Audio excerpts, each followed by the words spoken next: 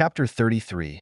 No more bullshit. I did not get time to sleep right away, even after I managed to get Idris out of my tent. She was so overly thankful that it bordered on annoying.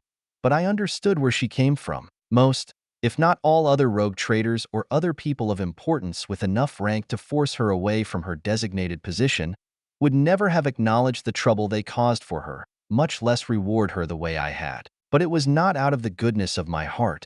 I needed allies and favors. Giving away wealth was one of the easiest ways to do that, and when dealing with a merchant, also one of the best. And when you took into account what I was planning, she would be even happier when the new plans I was making became a reality. I crafted orders and sent messages for hours after she finally left with her new treasures, moving all the native troops to the outside and manning the barricades around the mountain. I was left with precious few men inside, but it was quickly remedied when troops from Idris' ships began making landfall alongside mine. When I finally was done planning and sending orders, I dragged myself over to the cot that had been set up for me. Metal frame and a piece of cloth stretched out to lie on. It felt like the finest silk and the softest mattress when I let my head fall on the straw pillow, and sleep overtook me before I could even enjoy the feeling of laying down. I have no clue how long I slept, the inside of the mountain giving no clues to what time of day it was. But I felt, maybe not refreshed, but at least I no longer felt like a high-functioning zombie. Idris had been busy in my absence, having her arch-militant organize the troops and prepare them to invade the Underhive with all the modern weapons we could ship down without suspicion. Lost rifles, grenade launchers, shot cannons for my troops, frack and crock grenades, flommers, and other wonderfully destructive things, except artillery. Autocannons had been placed on the barricade leading further into the mountain, alongside guardsmen armed with heavy stubbers. Anything less technologically advanced than us would have little to no chance of breaching the initial defensive line, and two more were under construction behind the first one. You could say a lot about the Imperial Guard, but they knew how to dig in and make it as costly as possible to dislodge them again. The increased defenses had bolstered morale substantially, as had the knowledge that they were free to use the weapons they were familiar with. Kill squads had already been assembled, a mix of Idris's and my troops. The shot cannons mine had would be devastating to anything the Skaven could throw into close combat, and the lost rifles Idris's troops had would be perfect for clearing out enemies from a distance. The combat engineers were working diligently on smaller barricades that could be fitted to a cart and pushed by 3 men, giving us the possibility of setting up temporary defenses that could serve as firing platforms for heavy weapons if we came under pressure. A simple but ingenious idea. Each of those small barricades would have 6 men assigned to them, 3 to move the barricade, 1 heavy gunner, 1 supporting gunner, and 1 ammunition carrier. 3 barricades in total would be made, to be deployed in a staggered pattern that would allow our troops to file behind the heavy guns and add their firepower to them. It was a simple and elegant solution to the problem of attacking an undercity, providing us with a movable defensive line. And while Trock was still out of the equation, his 3 Ogren subordinates were eager to take revenge for the attack on their leader, and they were hanging around the tunnel leading into the mountain, hoping for another attack to hit us so they could get an outlet for the pent-up frustrations and anger. I planned on bringing them along, but I still wanted to keep them in the back, as an ace in my sleeve, if things get hairy. I stretched out and sat up to rub my face and eyes before I got dressed and started putting on my armor. Today was going to be a long day full of fighting, and that would not change shortly. This mountain contained hundreds of thousands, if not millions of Skaven, and we had to kill them all to secure the planet again. I stretched a final time, made sure my clothes were sitting well, and stepped out of the tent. The atmosphere inside the mountain had changed. From a cautious and expectant quality, it now felt light and welcoming, and I was stunned momentarily by the change. The fact that the troops' mood changed so drastically by giving them weapons they knew and relied on was something worth remembering. I was approached by one of my aides the moment I stepped foot outside. "Lord, native troops have been relocated to the outside defenses, and the first 5,000 troops have arrived and are ready to deploy as we speak. Supplies have been shipped down as well as Auspex reports on the enemy."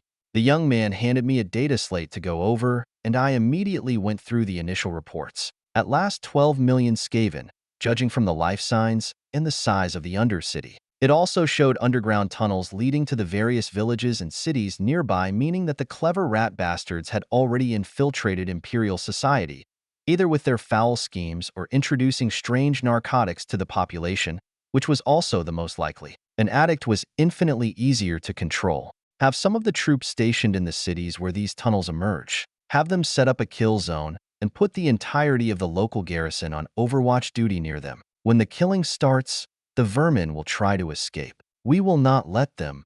I ordered as I pointed out where I wanted the troops. Also ensure that we have a supply line that reaches out constantly. If supply lines get broken, we get cut off. The aide presented the Aquila and hurried off. I looked around and saw squad after squad of soldiers mixed from both fleets, getting along and doing their duties. Many of Idris's troops kept stealing glances at me and those of my officers within view, but when my troops continued to be unbothered, smoking low sticks and drinking recaf while doing their work, they seemed delighted to engage in the more relaxed atmosphere among my people. In truth, I didn't care much for how they looked while they did their work, as long as the work got done in a timely and efficient manner. As far as leadership went, I was leaning heavily toward the lenient side of things.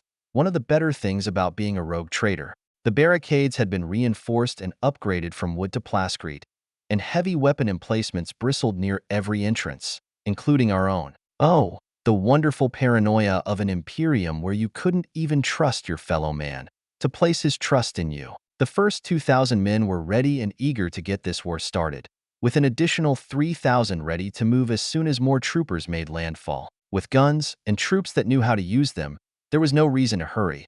So I ordered Auspex crews to move with the scout teams so we could catch any building ambushes or massing of troops ahead of us, and slow, methodical assault began. I had no other protection than the troops around me, an oversight on my part that would need correction, and I ordered, via the Master Vox, the 3 Ogrins to be escorted up to our attack battalions, and then I gave the order for a cautious advance. Sure, the commissars didn't like my approach to warfare, but it left more soldiers alive after engagements, which in turn gave me more veterans to work with that could influence the raw recruits. Besides, I had conveniently gotten rid of all commissars on my ship, as I didn't need the risk of being imprisoned and having command taken from me on account of a zealous morale officer.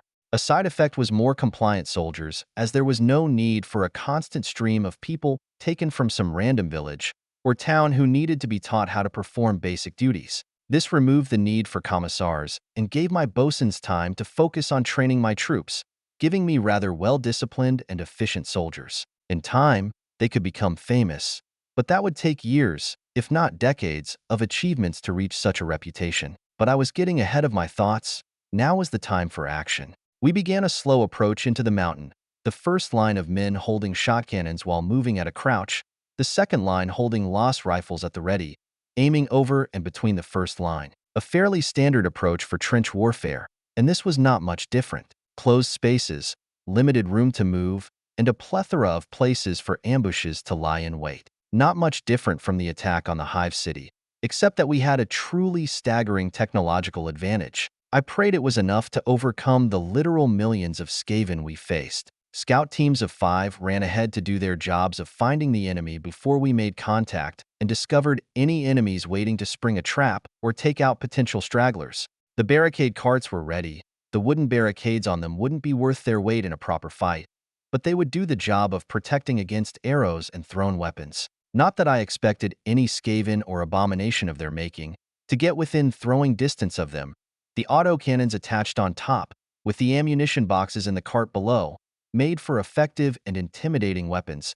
If a little out of place on their improvised movable platforms, they would make a proper mess of things. We made it to the point of the last ambush. The splattered blood on the walls and floor spoke the language of the fight we had been through. But nothing happened as we continued down the tunnel. It slowly, almost so slow you didn't notice, grew larger as we went deeper into the mountain when one of the scout groups came running back. It wasn't a panicked run, so they were most likely bringing news or going to find a different route. They signaled us to stop, and I gave the order as the scouts approached. A lot of life signs around the next corner on the right. Most likely an ambush, but it might be a coincidental gathering. I doubt it though, it was too quiet. The trooper stated in a low voice. I nodded and ordered 20 men to chuck frag grenades around said corner before following up with a 500-man kill squad. What if there are more of those rat ogre things? Frag grenades won't kill them if they have armor, One of the young officers questioned, and I stared him down for a few seconds before reaching out and patting the lost pistol on his hip. "That's what guns are for, soldier. You lead the charge," I said, and I saw 1,000 curses aimed at his own stupidity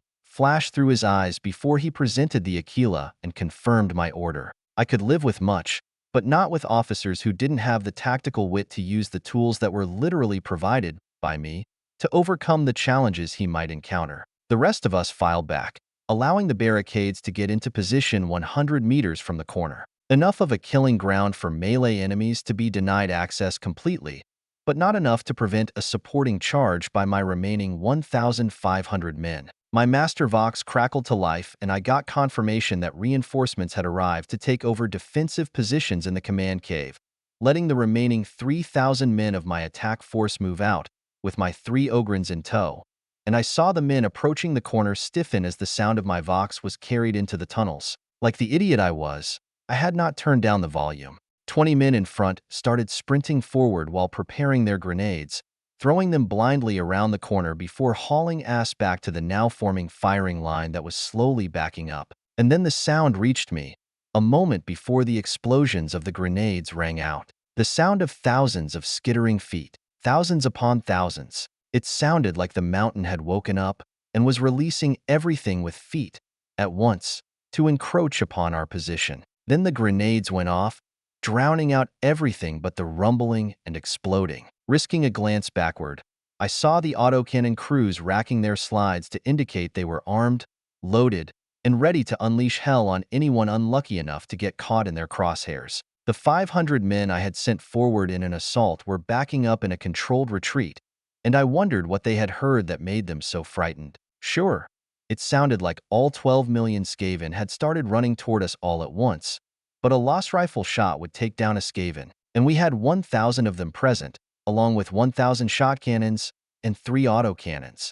A thought hit me. My men were not prepared the way I was. They knew nothing of this enemy and had no clue what to expect. I grabbed the Master Vox and broadcast it to all channels. Soldiers of the Imperium, the enemy that approaches you is a backward and heretical one, a mutant race that worships ruinous powers and delights in spoiling all that is good and true. They fight mainly in melee, but any enemy that spouts green flame, shoots green tracers, or uses foul sorcery is a priority target for all units. Heavy weapons will focus on any large enemies that might approach and otherwise thin out the horde. Time your shots. Shot cannons reload when the lost rifles fire, and then cover them when they reload. This battle is going to be different from the first encounters. It will not be over easy. It will not be over soon. But we are soldiers of the Imperium. Our numbers know no end, and our courage overflows from our hearts. So, do your duty and grant the Emperor's mercy to the foul mutant scum that infest our planet.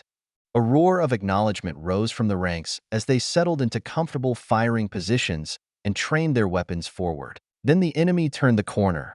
Giant rats, many thousands of them, all skittering toward us like their lives depended on it. I didn't even have to give the order. The auto guns roared to life within a second of the first mutated rat turning the corner of the side tunnel. The kinetic rounds ripped through the soft bodies, killing handfuls at a time, but it did nothing to stem the tide. Then the lost guns joined in, and it was like throwing a wall up against a wave. The suicidal charge was staggered as the lasers ripped through flesh and tore bodies apart, but it only lasted a moment before enough dead bodies had piled up to protect rats close to the ground until they crossed over the barrier of corpses, and it quickly became apparent that there were enough bodies, with enough intent, to eventually get close enough to engage in melee, at least if we didn't change our approach to this battle. Skaven had started showing up among the giant rats, as well as rat wolves and the occasional rat ogre. The auto guns did their job and focused down the large enemies, but every second they spent not thinning the horde,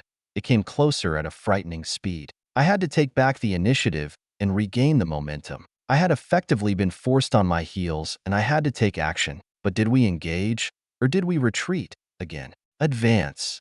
I bellowed as loud as I could, and the shot cannon armed troops started advancing, slowly and methodically. They fired in ranks rather than individually, clearing space ahead of them and sending wounding shrapnel toward the ocean of fur and claws that tried making its way to us. When they needed to reload, the second rank would move forward, giving the first rank time to reload. We started gaining ground, slowly, painfully, in a grinder of death that did not see my side go without casualties. Every once in a while, the boom of a Jezzel sniper rifle would ring out and claim at least a few lives, as would thrown weapons from the occasional Skaven that showed up among the rats. Clan Ashin assassins were using the flow of bodies to try and conceal themselves, and the experienced killers knew how to use their tails to increase the velocity and distance of a thrown blade, and their precision was uncanny. More than one blade has flown near me, only my agility and luck saving me from fatal hits, but I did sport several cuts around my face and hands. One of the throwing stars had embedded itself in the chest plate of my carapace armor, a testament to the speed at which they were flung at us. But we were gaining ground. We had retaken the momentum, and the flow of rats increased as we got closer to the bend. It was like a floodgate was opening, pouring ever-increasing amounts of bodies toward us with every step we took. "Grenades!" Someone yelled out, and I heard the telltale thump, thump, thump of grenade launchers unleashing their explosive payloads as the front line suddenly picked up the pace and sprinted forward 25 steps, almost colliding with the Skaven forces. Then the explosions began among the Skaven ranks, rolling backward in a continuous barrage meant to clear the way for the troops who now advanced rapidly, finishing off anything that still moved after the carnage had passed over them. I suspect that most of the said movement was merely twitching nerves, but better safe than sorry. I broke from the lines and moved to join the assault group. I wanted to know just how much more we were facing, and it wasn't like my savant perk could help me when there was only a single point of conflict and I was placed squarely in the middle of it. We kept moving forward under the cover of the rolling barrage from the grenade launchers, and we soon reached the large side tunnel from which the Skaven were pouring. The troopers did their best to get into position and block off the entrance with a wall of shot cannon fire, but without the supporting fire of the rest of my guardsmen and the heavy weapon carts, they could not shoot everything that moved. Every second we waited for the rest of the troops to make their way to us. Giant rats and the occasional Skaven clan rat made their way through the wall of buckshot being sent their way and engaged in melee. I had no clue what was going on with the Skaven further down the tunnel. All my focus was being spent on firing my Lost pistol and swinging my falchion on everything that got close. The giant rats were a pest, unnaturally fast for their size and aggressive beyond understanding. And there were so many of them. Whenever one died, another 3 jumped forward in its place. Their black blood was already pooling on the ground around our feet, and the walls were quickly changing color with the blood splashes. But it didn't seem to bother my troops beyond the inconvenience, and for just a fraction of a moment, I envied them. They had never known any other life, and so they had no context for what I knew to be a better existence. This was all they knew. To me, it was a horrible experience, worse than anything I could have experienced or even dreamed up back home. To them, it was Monday, and I would forever envy that simple fact. My little group was quickly getting tangled up in the melee. The Skaven's natural agility brought them closer at a speed I had not expected, and if something didn't change soon, we would be overrun. But of course, things changed. The bigger portion of the soldiers that had held the fallback position finally made it to the bend, and every man that turned the corner opened fire as soon as they had a clear shot. The Lost Rifles' rapid fire and the flow of more troops joining my side once again made the Skaven assault screech to a halt, despite its increased intensity. It was like rats and Skaven were crawling out of every hole, crevice, nook, and cranny in the rapidly expanding tunnel in front of us. It was massive, almost as big as the main tunnel leading into the mountain, widening rapidly as I risked a look over the immediate enemies. I saw an endless horde of giant rats and Skaven, rat wolves, and sporadic rat ogres, all making their way to us. But I saw something else, something that made my stomach turn with a fear I had forgotten existed. I saw a group of armored rat ogres being herded toward us by their vicious pack masters, heavily augmented with crude metal plating that had been grafted permanently onto their bodies. Some of them were even missing a limb that had been replaced by either a monstrous-looking blade or a large spiked flail. Due to the size of the rat ogres, it would be difficult to penetrate their armor, even with our modern weapons, as the metal plates were simply too thick to be shot through with ease. But there was a solution to that. "Ready KRAK grenades. Aim for the armored ones," I cried out, and several of the troops nearby also risked glances deeper into the tunnel where they saw the approaching doom. Against the regular medieval humans this planet produced, Armored rat ogres were near impossible to kill unless you caught them alone and had a staggering number advantage or supremely skilled soldiers on your side. But to the Imperial Guard, it would be as easy as throwing or shooting a grenade designed to crack open tank armor. It went as predicted. The grenade launchers fired the crock grenades, coated in adhesive material, and they struck true. The armored rat ogres themselves didn't seem to notice the small impacts of the grenades when they hit their armor and got stuck. 5 seconds later, the small explosions rippled through the tunnel and blasted the ogre's armor open, bending the plates inward and making them work against the targets they were intended to protect. Those of them who didn't die instantly went berserk, clawing and biting at everything within reach, causing further chaos in the Skaven ranks. Furthermore, the now rampaging ogres spread their fury to the giant rats and rat wolves, adding even more confusion to an already unmanageable situation. The chaos that started unfolding in the Skaven ranks was just what we needed to regain the momentum, the heavy gun carts moving forward one at a time under cover of the two others. When they arrived, 2 of them added their firepower to ours, while the third pointed its gun barrel down the main tunnel leading further into the mountain. No reason to risk a rear ambush. The addition of 2 autoguns to the already overpowering outpouring of death from my soldiers was the drop that made the glass overflow. The Skaven broke ranks to run away, but they never got that far before a new presence made itself known. I heard a human voice chanting loudly in a language I had never heard before, and I looked around in confusion, unable to see anything but my troopers firing their weapons to the best of their abilities. Then I realized that the chanting was coming from deep within the Skaven ranks and scanned the area to try and find the source, and my eyes eventually spotted what looked to be a man, standing next to a gray seer and his storm vermin bodyguards that formed a living wall between him and us. The man I saw looked like the perfect vision of a madman. Runic symbols and ancient talismans had been carved into his body, covering him in his blood, and what little skin was visible had a sickly gray and green color. His eyes were staring into eternity as he kept chanting without pause. The gray seer next to him was chanting as well, his violently green glowing eyes showing that he was under the influence of incredible amounts of Warpstone. Every time the gray finished to chant, a new wave of giant rats poured out forward. I was wondering what the madman was doing next to the gray seer, but he swiveled his head and locked eyes with me. I saw him move his lips and I heard him clear as day. You are the one who rejects the offer of power. What are you talking about, you crazy bastard? I yelled back, as I genuinely had no idea. The system, it speaks to us, guides us, and rewards us. But you go against the plan, against your intended purpose. Why do you think it speaks to you the way it does? Nothing is a coincidence, but you are too blind to see. But I see it all. And the system whispers to me, tells me secrets about you, about your supposed victories, as you consider them. But they are all failure, and no one is allowed to fail the system. The last words were delivered with inhuman volume, a screech of staggering intensity that seemingly empowered the Skaven that kept pressing forward, unrelenting, unforgiving. Something within me got angry, truly infuriated, at the fact that everyone who knew about the system also seemed to not only be favored by it, but were also much better informed about the system as a whole.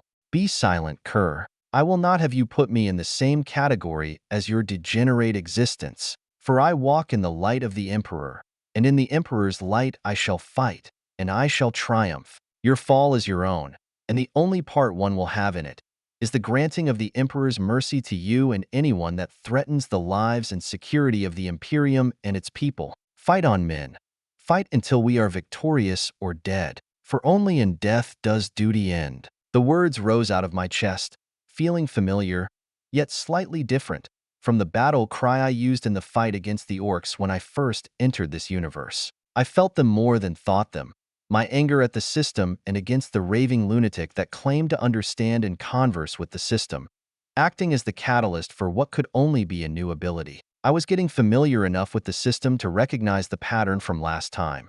The same feeling of familiar ease combined with not knowing what the hell was going on. My words hit him like a hammer blow to the face, and he staggered backward a step before lifting his head to stare me down again. But this time, he was present. He was here, with no trace of lunacy or insanity. only primal fucking hatred towards my very existence. The mere fact that I was still breathing was driving him mad with rage, and he threw himself forward, ripping Skaven out of the way while hefting a vicious curved blade. I denied him the chance to even get close. I holstered my lost pistol in favor of the stub cannon and emptied all 6 rounds at the charging madman. The first 2 rounds exploded against a psychic shield, but the third hammered through and clipped his shoulder. The last 3 tore his upper body apart, leaving entrails and his spine attached to a pair of legs as the only remains when his body hit the ground. Before I had time to celebrate his death or ponder both the mysteries of his words and his purpose here, I realized just how close I had come to being labeled as a heretic by the rambling of a mad lunatic. It was a good thing I publicly denounced his words as the mad ramblings of a heretic, but if enough people heard the same accusations come from completely unrelated sources, eventually suspicions would rise, and I would have to be prepared to defend myself on a political level as well. But I had no time to do anything about that, as the death of the cultist must have triggered some sort of psychic response, because from small caves and ledges, many hundreds of cultists covered in heretical symbols, some tattooed, others inked, and yet others carved. Even a few enormous warriors clad in massive iron armor lumbered out of some bigger caves. Chaos champions, most likely aspiring champions of Khorne who had excelled and ascended to become exalted heroes. They would suffer the same fate as the rat ogres. But my concern was not what the enemy could field on this planet. My concern was the implications of chaos cultists among the ranks of the Skaven. From the look of the cultists, the sickly green skin, and the willingness to live among the Skaven, they could only be a plague cult, but with the goal of ending humanity, which would make them a cult of apocalypse. Great. Not only did I get chaos worshippers thrown into the mix, but I got the ones who didn't even understand their own chaos god. But there would be time to worry about that later, hopefully, but I had to return attention to the present. With the added bulk of chaos cultists, we could no longer keep pressing forward, but we could reach a stalemate. And in a war of attrition, we would win without a doubt. Our weapon advantage was simply too great. Hold the line. Wait for reinforcements. I roared as loud as I could before I pulled back from the front line. I had blood dripping from my face and hands, at least a dozen minor cuts from thrown weapons, and I was starting to feel woozy. The blood loss was manageable, but one of the blades had been caked in warpstone dust, and while my newly acquired resistance to chaos influence was able to handle it, the experience was like going through a severe influenza infection in a matter of minutes. I was exhausted, starving, dehydrated, and generally weakened. And the thought of what would have happened to me if I had not possessed my resistance made me shudder in fear. The steps back toward the massive cave we had under control were grueling. My feet felt like granite being dragged through mud and muck, even though I walked on stone floors. My head was spinning and the world was blurring out of focus, but I had to retain consciousness. Someone grabbed my arm to support me, and when I looked up I saw Idris, leading a small army of people carrying supplies and being guarded by a mix of both our troops. I got a supply line started and have sent word for more troops and more equipment. Most of the local lords have gathered, the important ones at least, and they are demanding you not waste their time further by forcing them to wait. Are you well, Lord Captain? Idris spoke professionally, but her eyes lingered on my wounds as she asked her question. While tired, I am feeling fine, Idris. But did you say the local lords demanded my compliance? I guess I will have to oblige then, if for no other reason than to show them just how far they have fallen from imperial grace. I sounded angrier than I had energy for, but the local lords making demands of their planetary governor did not bode well for this future meeting. And while I was tired, exhausted, and drained, this could not be put on hold. Well, it could, but showing up with my wounds not even cleaned would show them just how big of a mistake it was to demand something of me. Idris, make sure the troops do not move further until we have established a new defensive line and reinforcements have arrived. Keep the supplies flowing, and I will go deal with our local lords. I was exhausted beyond comprehension and my voice betrayed it, but Idris did not have the authority to do anything other than agree with me. The short stop had given me enough strength back to at least walk with dignity, and if I took it slow, it didn't tire me out. It also happened to make me exude an aura of being calm and unbothered, something that would undoubtedly boost morale in the troops, however unintended it was. I picked up a small honor guard on the way, as well as the 3 ogrins that were still combat-ready, and gave a few instructive orders on the way out. The local lords had set up camp outside the mountain, between it and the forest nearby, and when I finally got near, I saw the local population was busy preparing the lords' camp and bringing them precious supplies that had been reserved for the soldiers fighting in the mountain. Looking over the scene, I saw several junior officers directing the peasants and workers, and it took a while for me to spot who I was looking for. "Commander!" I yelled, and the man spun around quicker than I had expected. The expression on his face was a scowl until he saw the men and ogrins behind me. "My Lord Governor!" he exclaimed, but I raised a hand to cut him off. "What are these men doing?" "Those supplies are for the soldiers fighting inside the mountain as we speak." I assume my orders were changed by the lords currently sitting in the tent, talking about how they can best make me dance like a puppet on strings. I spaw my words at him like bullets, and from his expression, I had hit the nail on the head.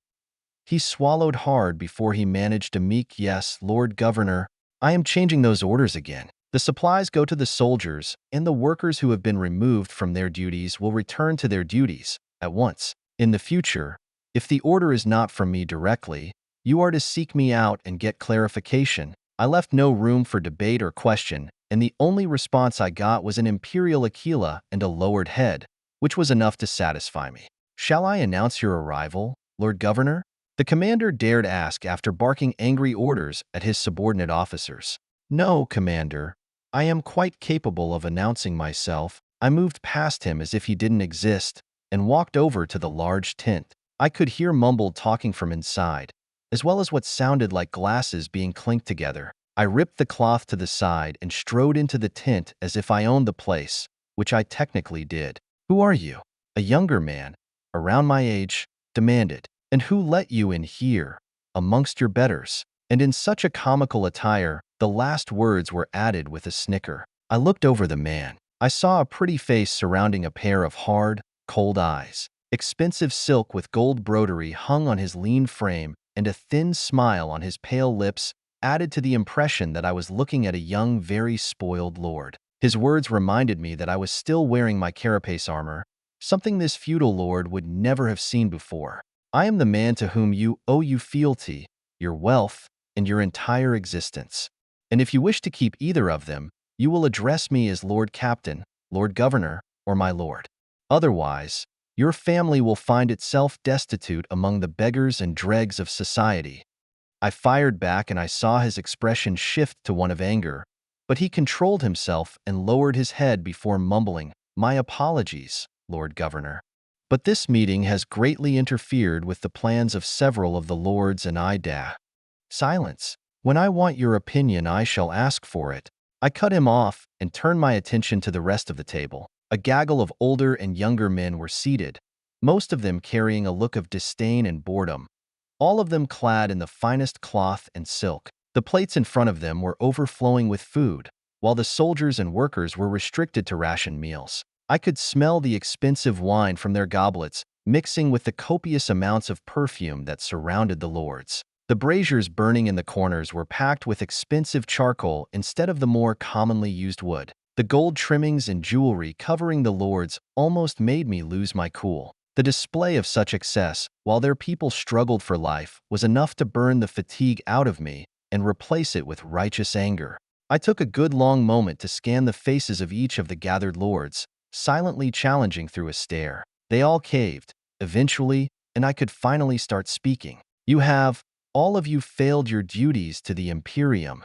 I began, and the yelling that erupted from the nobles drowned out any noises. I looked back and pointed at one of the ogrins, who stepped forward and slammed a fist the size of a man's head down on the table, which immediately exploded into a shower of splinters and broken wood. The silence that fell over the lords was so palpable you could almost carve it with a knife. "This is not up for discussion or debate. The next time one of you interrupts me, I shall grant him the Emperor's mercy without hesitation." I looked around the now standing lords and saw nothing but cowed compliance. "As for your failure to the Imperium, it is not too late for you to make amends. There are going to be major changes to life as you know it. I will not accept that an imperial planet devolves into an inefficient autocracy that is too busy making itself rich to properly manage its charges, because you are nothing more than that. glorified stewards overseeing imperial holdings on this planet. As for your failure, I returned freshly from the front line inside the mountain where an enemy has been allowed to grow strong and infest this glorious planet with their foul existence. I want an explanation, and I want it now. I pointed at the younger noble that had first mocked me upon entering, and he was quick to answer.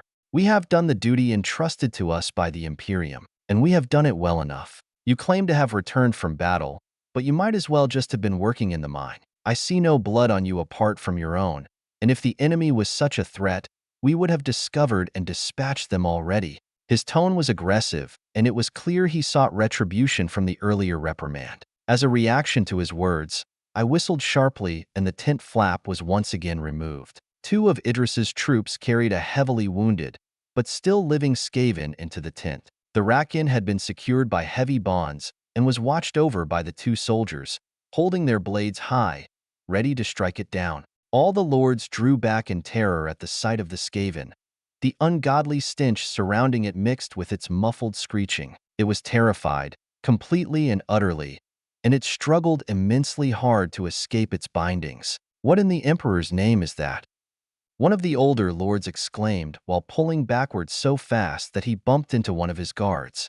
That, I said as I theatrically gestured to the Skaven prisoner, is one reason why I say you have all failed your duty. My troops are currently engaged in a fight with millions of these beings inside of the mountain, and you are all sitting here, demanding that the supplies I specifically ordered delivered to the fighting troops instead be delivered to you so you can sit here and feast and feel important. Well, I am informing you now that the life of luxury and debauchery you have been living ends today. There are going to be some changes, and I suspect that whoever is chosen to take over the job as your planetary governor will not object to me increasing the workforce and lowering the number of useless nobles that need to be bribed and pleased for the Imperium to get its tithe in a timely and efficient manner.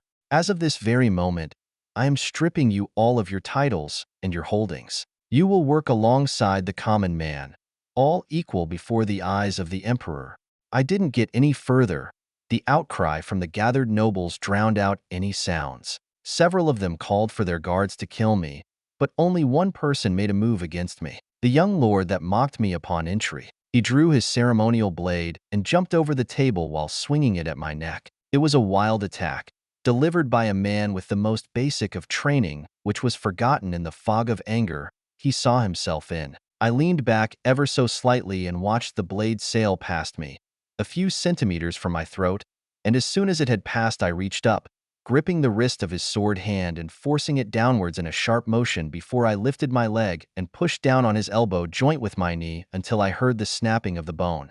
The screech of pain from the young lord was ungodly, and I followed up with a swift knee to the bottom of his jaw. Several of his teeth snapped when the armor plating on my knee impacted his head, but he was knocked out cold and stopped screeching. His guards had moved to stop me when I grabbed him, but the 3 ogrins had intercepted them, making for a short and extraordinarily brutal and bloody fight in the small tent. The crushed metal armor around the mangled corpses left no doubt about the freakish strength of the abhumans, and the rest of the nobles had herded themselves as far away from the 4 of us, with the guards forming a shaking wall in front of them. Someone get this fool to a Medicae and then send him to the penal legions. Attacking an agent of the throne is a crime punishable by death, but considering the circumstances, I am feeling lenient. Now, I turn to face the frightened lords.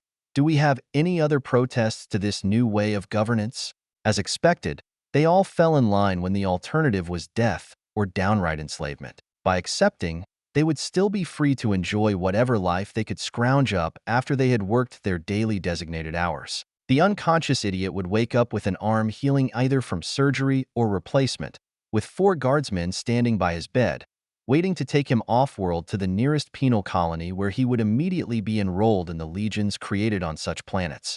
He would be lucky to survive more than 10 minutes. Lord, how have we mispleased you so? Had we known about the mutant filth, we would have dealt with it as quickly as possible. As for the tithe, we have all been bound by the whims of your predecessor. What offense have we caused?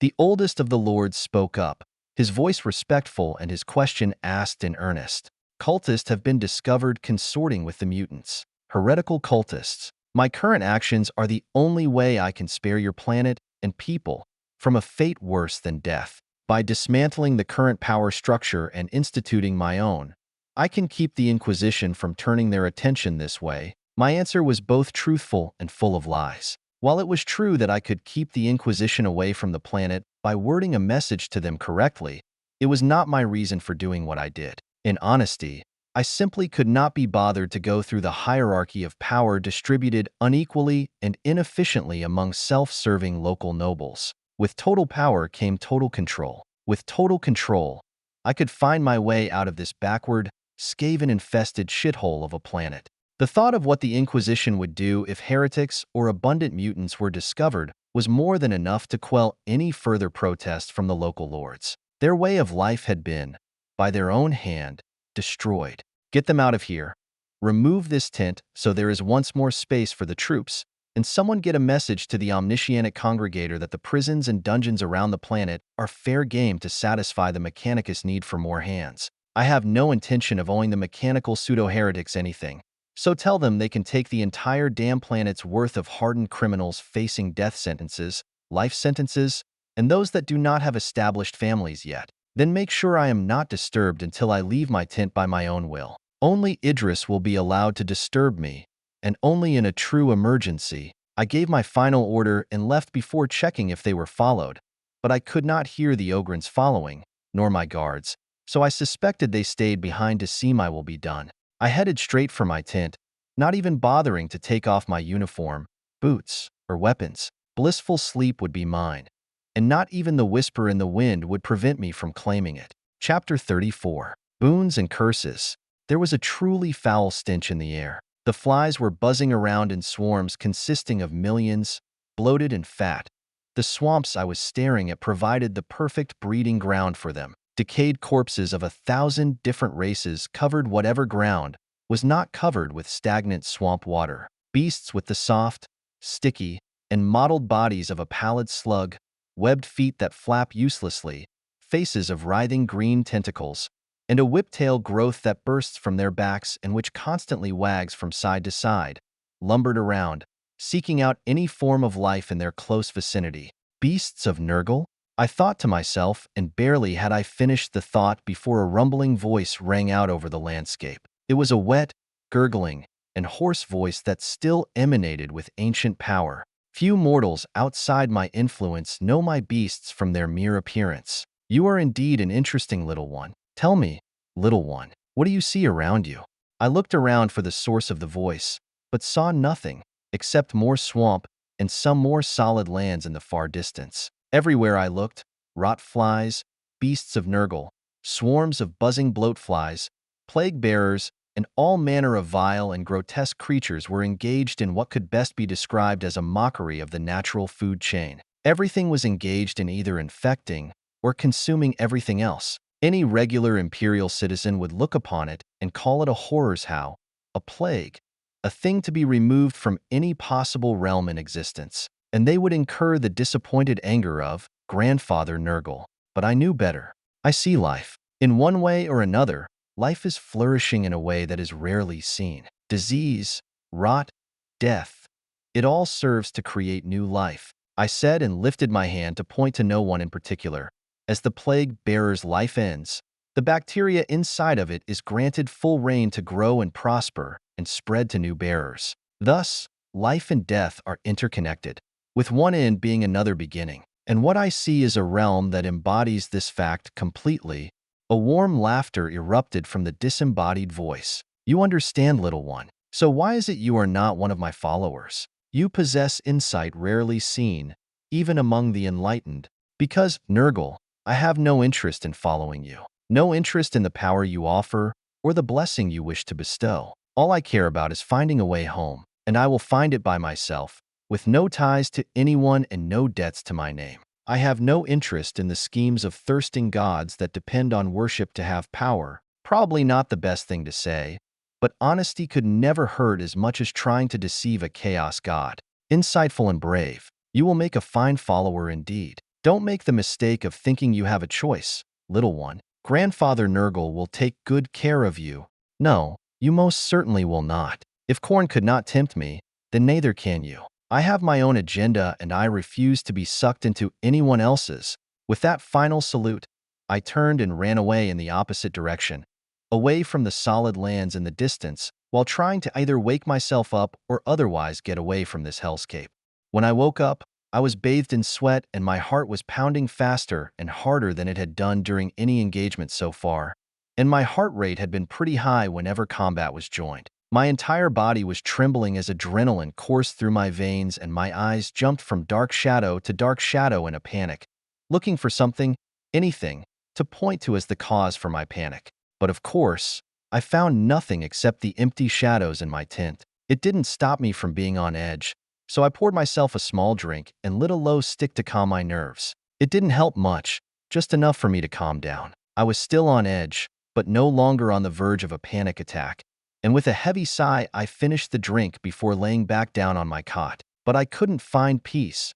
My mind was whirling with thoughts about staying, about leaving, about what to do next. I could leave the planet, jump on my ship, and continue my quest to find a way home and leave this stinking mess for Idris and the new planetary governor to solve. But that would also leave me with a reputation for starting fights I had no intention of finishing. A bad reputation for anyone, but especially for a rogue trader. Or I could stay, setting my will to see the Skaven exterminated, which would at least secure me a reputation as a man of action and integrity. It could also be used to bolster my standing with the Imperium at large. I was still an unknown, a new player on an established scene, and seeing this through to the end would only benefit me. How I went about would dictate the whispers that would circulate about me and my methods. With the approach I had used so far, I would most likely be seen as a traitor militant with a lack of experience on account of my rather ham-fisted methods. This could be both good and bad. Good when it came to dealing with military personnel, as they would see and recognize one of their own. Bad because every other aspect of imperial society would see me as a primitive brute who only understood force. Could I live with that? It would put me at an advantage if people thought that deception and statecraft were beyond my grasp, as people would be looking for the sword in my hand, instead of the knife in their back. But was I fine with becoming what I hated?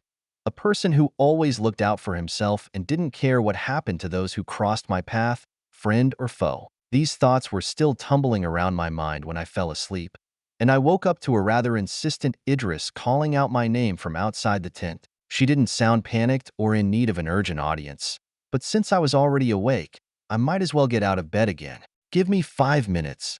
I yelled out and her calling for me stopped. I quickly got out of bed and straightened out my uniform before I made a quick cup of recaf I brought out with me. Idris was standing outside my tent, looking rather impatient but otherwise unbothered. Good. That meant this was not because there was an issue or problem that required my immediate attention.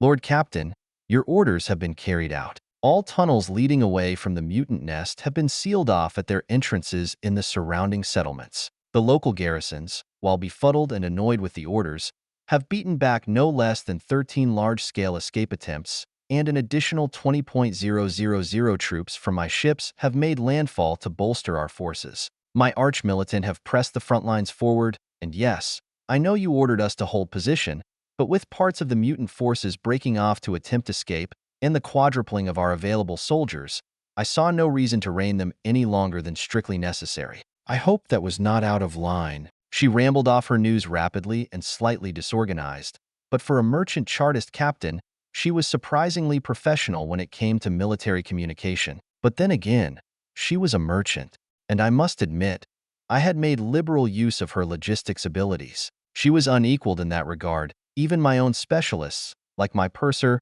couldn't hold a candle to her ability to retain and distribute information to the correct people at the correct time. Once we parted ways, I would sorely miss being able to unload all logistics issues to someone who took joy in organizing them. "It's fine, Idris. I trust your people's abilities. Have the nobles accepted their fate and started the journey home to begin their shifts alongside the citizens? And how long did I sleep, now that I think about it?" I waved a hand dismissively as I spoke. I didn't mind her taking a few liberties as long as she didn't play fast and loose with the most important currency the Imperium possessed: its people. "Almost 16 hours, Lord. And regarding the former local nobles," she hesitated, and I sighed heavily. They refuse to accept my ruling and are moving towards us with any troops they could gather within half a day's march. It was more of a statement than a question from my side, but I wanted surety. Idris nodded hastily, and I couldn't suppress a humorless laugh. I hadn't expected anything else. If Idris and I died, they could return to their former way of life by denying any changes had taken place. I have neither the time, patience, or manpower to deal with this problem. Idris, do you have any combat aircraft in your fleet? Starhawks, Furies, Sharks? I asked. I didn't like the idea that popped into my head, but it would work and solve the issue almost instantly. No, Lord, but I have a few old Marauder destroyers. But you are not thinking about Dash. I am. I cut her off forcefully. I need you to dispatch them on a mission to do a few bombing runs on the nobles and their troops. Losses be damned. I will have people shipped in from other planets if needed, but I need the safety of having an uncontested rear. Make sure they kill everything moving against us. No survivors. You know the Imperial decree as well as I do. I rubbed my forehead as I spoke. The idea of condemning all the common people to death over the stupidity of a few former nobles with bruised egos and an overdeveloped sense of entitlement and self-delusion was not an easy thing to order or live with, but I had to unless I wanted even more trouble. I pushed the thoughts out of my mind. I couldn't dwell on such dark things, not when there was so much that required my attention. I dismissed Idris and considered making my way to the troops further inside the mountain, but I was stopped by a messenger from my ship docked at the station in orbit. He handed me a data slate and hurried back the way he came. The message turned out to be from my Master of Whispers, and as I skimmed through page after page of information, my jaw dropped more and more. This changed a lot of things.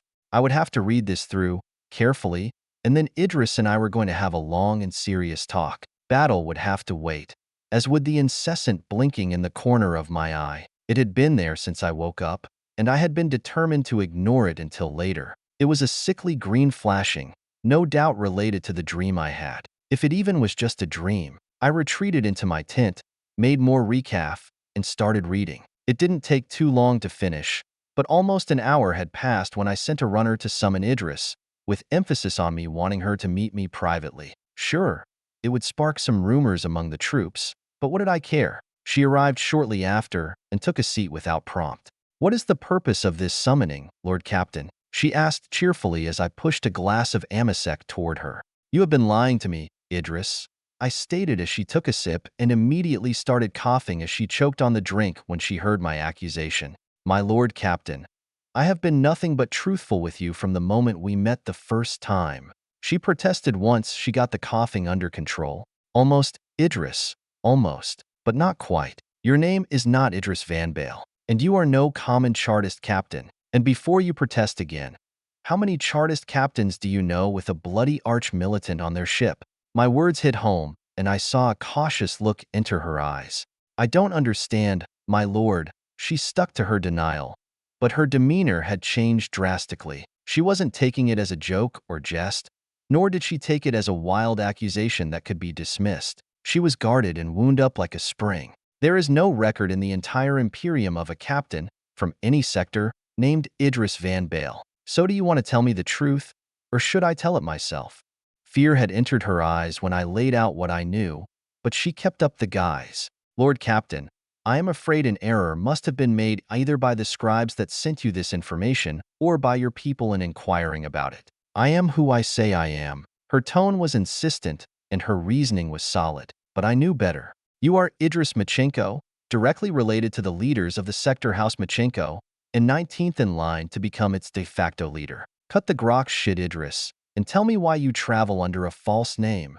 I laid it all out for her, and she relented. Her shoulders sagged, and the defeated look that came over her made me think it was a personal choice, rather than an imposed one. The silence stretched out as I waited for her to say something, and eventually, she did. So, you know, what are you going to do with that information? She asked and looked me straight in the eyes. Well, that depends on your answer, now doesn't it? I replied, and once more silence crept over the interior of the tent. With a sigh, she started speaking. Very well. I could tell you it is for my protection, but that would be a lie. The great houses enjoy too much power and strength for anyone but another house to dare make a move on us, and I am too far down the line of succession for that to be a threat. The truth is, I loathe the insistence on etiquette, form, manners, and everything else that comes with the expectations of a member of a sector house. I just want to travel the galaxy, be lewd, crude, and make as much damn profit as is humanly possible. And I have gone to considerable lengths to secure the knowledge of my heritage. How did you find out? She rambled the words when she started speaking, like a dam bursting after flood rain. She seemed relieved in her worry. The reach of the Inquisition is far. I kept my answer vague, relying on the fact that my armor was covered in sigils from the Inquisition to convey the message. Listen, Idris, I don't care, and I have no use for this knowledge. My only problem here is that you lied to me. I understand your reasoning, but it is still an untrustworthy thing to do, especially when you take your reaction to our first meeting into consideration. I allowed the words to hang in the air for a moment before I continued. But it is what it is. I proved to you I can be trusted, and your actions and support here more than make up for that small mistake, since it does not affect me who you are. I just wanted you to know that it is better to not keep secrets from me. I may be a forgiving and lenient individual, but I can only forgive so many transgressions. Now, with all this behind us, I have had some thoughts on how to proceed. Since your arch-militant can push further into the mountain, it should be safe to assume we still have the momentum and the advantage. Have the mutants started fielding even worse atrocities? Or did I wake up before things got out of hand? My lord? Worse atrocities? Like what? Idris asked incredulously, and I kicked myself mentally for that slip of the tongue. I glanced around quickly before I remembered that we were located within my tent, and as long as we didn't raise our voices, the guards outside should not be able to hear anything other than mumbling. You are perceptive and quick-witted, Idris, and you just figured out I know so much more about this enemy than I am letting on. And while the regular guardsmen would never question my ability to know such things, you most surely will. But I need you to understand, like I said before, that everything I do is done for the Imperium and humanity as a whole. You are not the only one with secrets, but you are in the unfortunate position of being the lesser power, meaning I get to keep my secrets. Secret. You might have the manpower advantage, but you will never be fast enough to stop my navigator from sending word of betrayal. So I suggest you forget whatever you heard me say a mere moment ago. Go with the flow, and leave this whole debacle even richer than I have already made you. Idris looked at me for a long moment before she answered. You are not like most Inquisition agents I have met, Lord Captain. All of them, without exception, would have used fear and intimidation to secure my silence. But you seek to secure it through, not bribery, but an ensuring of mutual interests being met. I do not know who you are or where you came from, but you are not of the Imperium. Not that it matters either, as you said, you work to further the goals of the Imperium, and you try to improve the conditions of the people under your command. And I have seen you in combat. You are good, but you're also holding back like violence is something you are not accustomed to. She caught me off guard with those statements. When did she have time to analyze things like this? My nervousness must have shown through, as she continued to speak. Relax, Lord Captain. As I told you, I only care about making as much profit as possible without angering the Imperium at large. And spilling your secrets would give me more trouble than it is worth, considering who you answer to. We are at an impasse then, I concluded and looked to Idris, who nodded in confirmation. So, we either rat out each other or keep silent. And of course, silence would be the most sensible option for both of us. Once more Idris nodded in confirmation, and in silence, we both extended our hands and clasped them together. Our little conspiracy needed no words, but we both knew the implications. Death was waiting for us both if we were discovered, and that thought was ringing in my mind as she left my tent once more.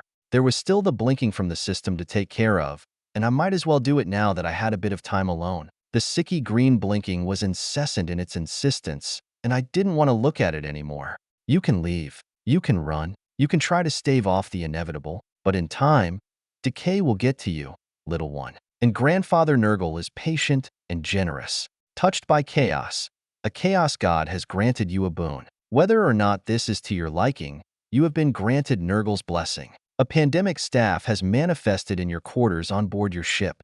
No, just fucking no. No. This was not what I needed, not what I wanted. If anyone discovered that stave, it would mean a slow and extremely painful death for me. My torture would be dragged out for weeks, possibly months, until whatever Inquisition interrogators got a hold of me decided I had no more value as a source of information. Even then, I would not be granted a quick death. They would extend my life, providing medical care while stripping my flesh, tearing my muscles from my bones, blinding me with red-hot glowing iron spikes.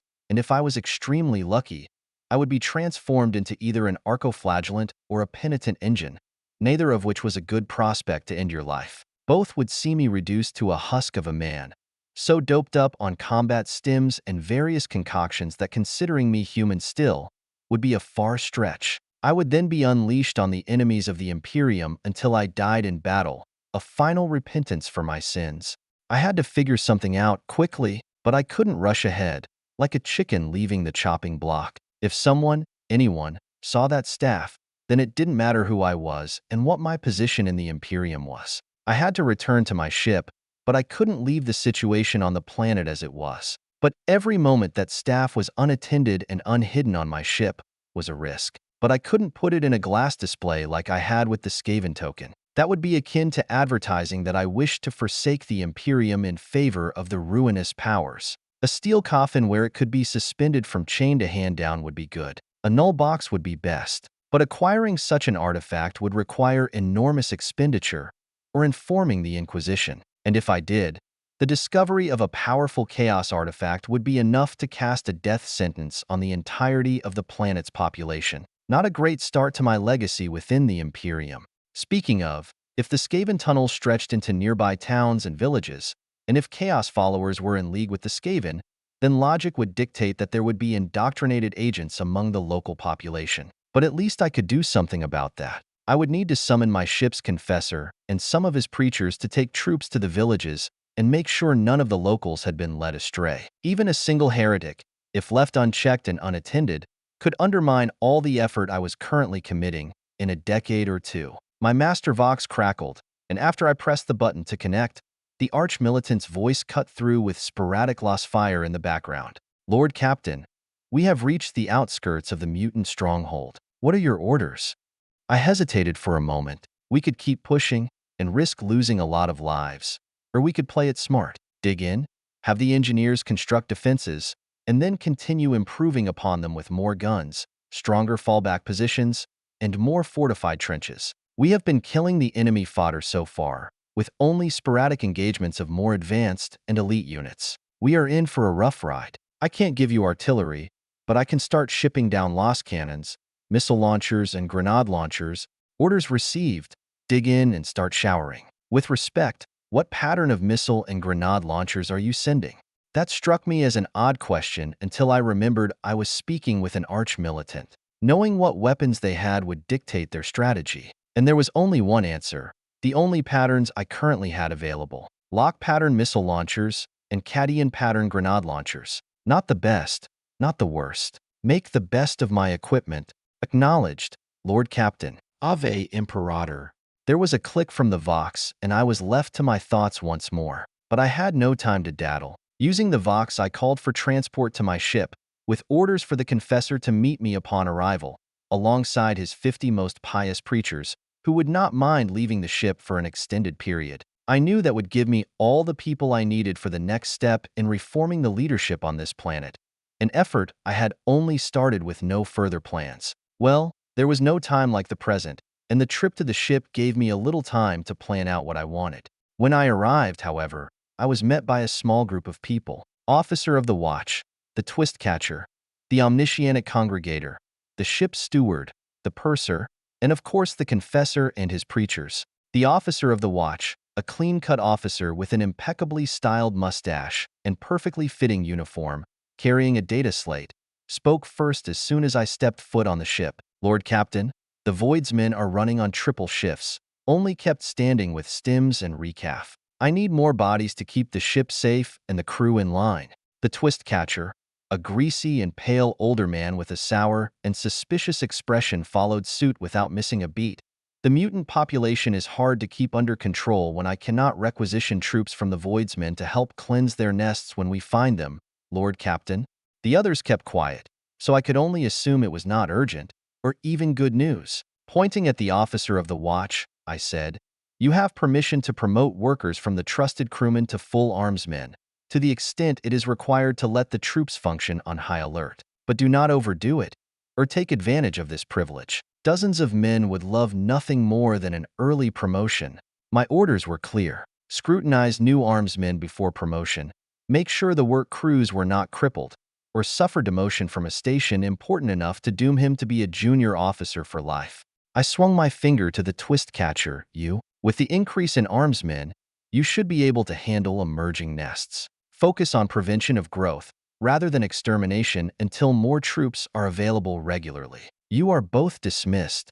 They bowed and left to carry out my orders, both satisfied and left wanting. The omniscient congregator stepped forward and bowed deeply before the robotic voice rang out. The Mechanicus thanks you, Lord Captain. Our numbers are swelling as the planet's criminal population declines. A masterful solution to two problems at once. I have been ordered to offer Mechanicus assistance in the establishing of proper infrastructure on the planet below, within the boundaries of the Imperial decree, of course. Good news indeed, and a much better response than I had expected from the Mechanicus. Then again, I was a newly formed rogue trader. Having some goodwill points with me would always pay off, and I had already proven that I was able to work out satisfactory deals. They must have deemed me an asset to invest in. I accept the Mechanicus offer for aid. You are free to start from the mountain that serves as a center of conflict and work your way outward. There are elements I need to get under control as we expand, I answered, and the omniscient congregator stepped back. The purser and steward stepped forward. We have been working the numbers, and we believe there is a truly great amount of profit to be made. The lumber this planet has so much of can be worked into masterfully crafted furniture that the various powerful people around the Imperium would pay almost heretical amounts of to get a hold of. We suggest filling our holds with fine furniture and placing orders for more across the entire planet. We should be able to fill the hold within 2 months if we estimate correctly. I like the idea, even though I would feel like a flying IKEA, roaming the universe for people to sell my shitty furniture to. Then again, there was a certain amount of laughter to be derived from nobles paying their weight in cut gemstones and gold for a wooden table that had seen the loving attention of a master carpenter. And I had another idea. Double the price if they start working immediately. With the profit we stand to make from such a small investment, we would be stupid not to buy our way to the front of the line. And with the changes being made on this planet, it might be a good idea to show people it can only be for the better. As you will it, Lord Captain, they answered in unison, and the greed glinting in their eyes as they started whispering while they walked told me they were perfect for the job. Profit above all, and they had learned not to try and steamroll me. Good. Finally, the confessor stepped forward, and I saw him draw in a breath for what I could only assume would be an impromptu sermon. Not on my watch. I summoned you, I said as I lifted my hand to silence him, and I saw him possibly wilt with disappointment, because these fine preachers will have to do a very special duty, an assignment that could only be passed to the most faithful among us. I saw the fanaticism shine bright in their eyes as I spoke. There are heretics and unbelievers on the planet below. They have infiltrated villages and most likely positions of power among the population. Your task will be concentrated on 2 things. First, and most important, you will root out and destroy any hint of heretical activity. Second, you will assume the positions of local administrators change in government. I need people I can trust to take control of the local settlements and keep them in line while spreading the good word of the Emperor, at least for the foreseeable future, until suitably pious men or women can be found among the local population. The confessor looked uncertain when he spoke up. Women? Lord Captain, we are not connected to the Sisters of Battle. What would be the point? And while his words were true, his preachers seemed to not care about that little aspect of things. They were busy mumbling among themselves.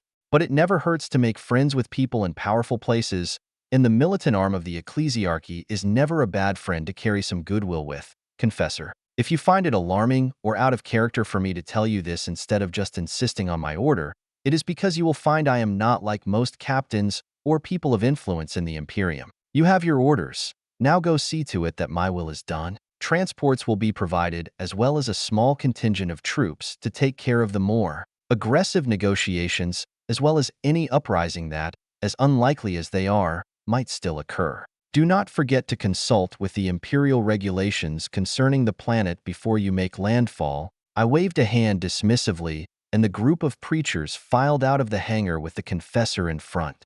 Finally, I could focus on what brought me back here. I made my way towards my quarters using the shortest route I could dig out from memory, but it still took a while to get to the bridge, and from there, my quarters. As soon as the lift had carried me up, I could sense the staff. It felt like bugs were crawling all over my skin while the air became denser and more putrid to breathe. Then I saw it. Even if it was not standing straight up by itself, there would be no denying that this was an artifact of immense power, connected to chaos, as tall as me, engraved with ancient runes, and moldering with visible miasma of plague and entropy. It made the room feel smaller and the air stifling. I removed my cloak and used it to wrap the staff tightly. It would not do much, but it diminished its overwhelming presence and made it possible to move it without too much risk. I would have to rely on my natural resistance to combat whatever residual energies made their way to my person. But where to put it? Using the internal Vox system, I put in an immediate order for a large iron box with hanging chains inside to suspend the staff in the air, until I could get my hold on a null box that was big enough. I wondered for a moment how Nurgle would react to that. Placing something in a null box was the same as taking it out of the equation forever, until removed from the box. It might as well not exist in this realm when it was placed there, and I couldn't imagine a chaos god being happy with someone detaining a magical artifact granted to them. But I would chew that food later. For now, I needed to secure this thing somewhere relatively safe and out of sight of anyone who might, for some reason, enter my quarters. With the pandemic staff wrapped up tightly and a few moments to myself, I collapsed in one of the comfortable leather chairs I had acquired from the previous governor. I suddenly remembered I had stopped with my status screen the moment I was informed of Nurgle shenanigans. A quick scan revealed nothing new, except a rise in XP, but that was expected on account of the fighting I had been engaged in, but not nearly enough for a level up. I was left with my thoughts after that. I could not leave this planet as it was right now. Society would collapse, or be removed from the planet in holy fire by whomever was designated to take over as governor. I had to see this fight through to the end. If possible, I would have to find and capture the leader of the heretics, though catching a person that was most likely a psyker would be difficult, to say the least. But if I succeeded, I would have secured my place as rogue traitor in the eyes of the Inquisition. It would also give me the ability to roam without oversight if I was right. After all, how could a militant traitor that hunts heretics be unsafe to let loose on the universe? If I played my cards right in the near future, then it would be looking bright indeed. Not just for me, but for this planet and the people currently serving on my ship. It was time to ramp up the war effort on the planet down below and look for opportunities to either rid myself of this cursed staff or lock it up inside a null box. Chapter 35. Shadow Work. It took a few hours, but finally, the box was delivered to the bridge, and I had them place it in the lift before sending it up. It was a common iron box, but it would do well enough to secure the pandemic staff, at least until I could figure out how to frame the Skaven for its existence. It shouldn't be too hard, seeing as there were already chaos cultists involved with them. The trick was just finding a way to get it into the Skaven Undercity without anyone making the connection of me being the one who brought it along. But that could be fixed as well. I would just need a few troops that were destined for death anyway. I may hold extreme power, but I simply refuse to compromise my humanity by condemning honest Imperial soldiers to death for the sake of my scheming. That would be a slippery slope to becoming like the despotic lords of the Imperium. With the staff placed safely in the iron box, I sent word to the Mechanicus on board. I needed a few servitors to carry the iron box. I didn't want to risk my ogrins or guardsmen. Servitors were lobotomized anyway.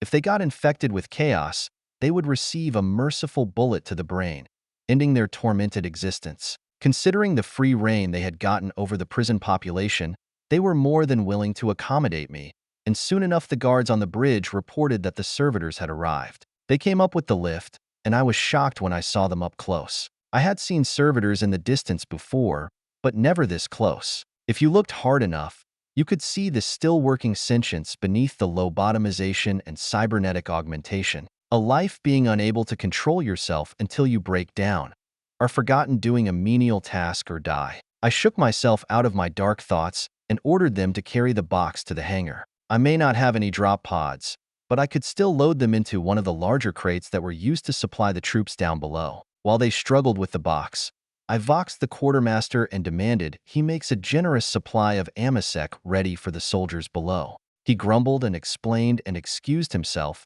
but in the end, my will was done and several thousand bottles were prepared to be shipped down. When I arrived ahead of the servitors, I found crate after crate being lined up and made ready to be loaded onto the transport designated to carry them down. The small army of workers the quartermaster was standing there as well, a scowl adorning his face and an air of frustration about him. No doubt he had planned to dip into the supplies himself, but it shouldn't surprise me, nor did I intend to do anything about it. There had to be a few advantages to holding hierarchy, and if the worst was a bottle of amasec going missing every once in a while, I considered myself lucky. Lord Captain, to safeguard some of the reserves, I have added several crates of wobble instead of the requested amasec. I have also added a generous supply of ploin juice to help keep up the morale and health of the troops. His tone was apologetic and his demeanor was resigned, rather than convincing, so I chose to believe him. Just as well, the troops care less about the name of the drink and more about the effect of it.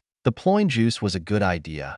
Consider me pleased with the initiative, I said and went about inspecting the still open crates, but I did notice the look of pleased relief on the quartermaster's face. I picked out a crate of each drink and ordered them marked and set aside. The quartermaster did inquire about the crates set aside, but a single glance made him bow his head in submission. I was not about to be asked about my business by my crew.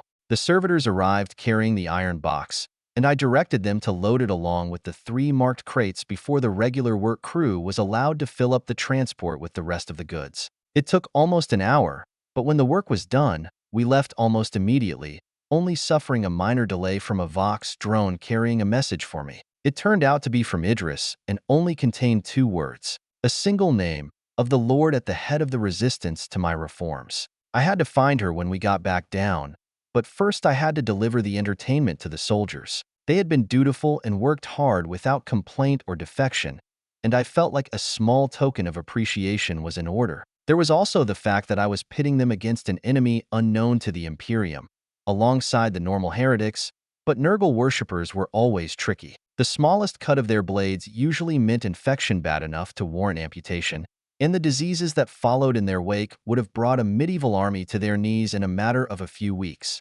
Fortunately for me, I had more advanced technology, medical care, and juice that gave much-needed essential vitamins and minerals to the troops. Yes, there were both wounded and fallen among my troops as well, but the Skaven to Guardsman exchange ratio was disgustingly and horrendously overwhelming. As it currently stood, I lost 1 guardsman for every 3,000 Skaven killed, on average, at least according to my ship's analysts. Now that we had dug in at the outskirts of the Undercity, those numbers would see a rapid increase in our favor, as we could perform fast attack raids and immediately withdraw to our defensive lines and let the heavy gun emplacements do the work. When we landed the transporter, I broke all regulations and touched down right in front of the entrance to the mountain, much to the annoyance of the various officers tasked with outside security. Still, as soon as they understood my reason for doing so, they were more than pleased to order the troops to unload the crates. A few were set aside for the troops outside, but since the majority of soldiers were either engaged inside the mountain or resting up inside the mountain, the long walk with a heavy burden began. The soldiers bore it well, though. They had heard what was inside, though they didn't understand the purpose of bringing such vast amounts to the surface, but they had a good idea of what I intended. Idris showed up quickly when we reached the large cavern we used for a main base, the procession of soldiers carrying crates attracting much attention when everything was piled into a newly constructed large wooden shed that was used to store important supplies. I called it a shed, though it was more akin to a small house in size, but this was the Imperium we were talking about. Idris came up to me with as much hastened dignity as she could muster. "Lord Captain, what is this? We have already received the heavy weapons you sent down," she asked when came close enough, but I raised a hand to silence her question. "Gather the troops. Everyone is not currently on active duty, and get me the highest-ranking Ecclesiarchy representative currently available on your ships. I want them to lead a mass prayer before I bestow gifts upon the fighting men and women of the Imperium, those under your charge included," I said, and she looked at me like I had lost my mind, but she walked off to get things done. It would take a little while to set up, and as soon as the shed was locked and the crates secured, I walked briskly toward the tunnel leading to the Undercity. Her arch-militant had gone all out, opting for blockhouses that blocked off the tunnel every 200 meters, made from thick wooden logs that would require serious efforts to remove, and small doors opening outward to prevent an easy break-in point from occurring. Simple security in the design itself. I counted 7 blockhouses on the way to the drawn-up front line, and I happily admit that I started to feel like we had the situation under some sort of control. For the first time in a long time, I was no longer running from small fire to small fire, trying to extinguish it in the hopes of staying on top of the problems. But I had gone about this all wrong, which was the reason I was as strung out as I was. I had subordinates for a reason, and I had to use them if I was to stay effective as the focal point. It would also give me time to look for a way home, other than running around and getting tangled up in whatever happened to cross my path. I could still join the front line, mostly out of selfish reasons to level up, but also because it was expected of me, as a traitor militant. I didn't want a reputation as a lazy lord who sat around in seclusion and debauchery. At the last blockhouse, I found the arch-militant reloading a freshly mounted autocannon on the parapet overlooking the beginning of the Skaven Undercity. I spotted the occasional Skaven peeking out from around corners and windows in the far distance, but nothing that warranted opening fire. Lord Captain, we stand ready to begin probing attacks and skirmish assaults. The arch-militant presented the Aquila with the status report, but I waved it off. Later, for now, man the defenses 3 blockhouses back, double-check that all side tunnels are securely walled off, and then return to base. We have been negligent in our prayers, and we must rectify this oversight. I also wish to address the troops, and this will provide a fine opportunity. Let's hurry. We are on a schedule to show the enemy the might of the people of the Imperium, I said, turned, and started walking back. I admit, it was a long walk just to deliver this message, but doing so in person would send a message that I cared enough about the troops to make sure the right orders were given, and it would give the arch-militant some time to ponder my choice of words, which no doubt would reach Idris sooner rather than later. I might not be from this universe, but I was not naive enough to think that strange things, like me mentioning the people of the Imperium instead of the might, would not be recorded and delivered to people in power. My every word was being analyzed by people working in the shadows, trying to determine what kind of character I possessed to best manipulate me into doing their bidding. Let them try.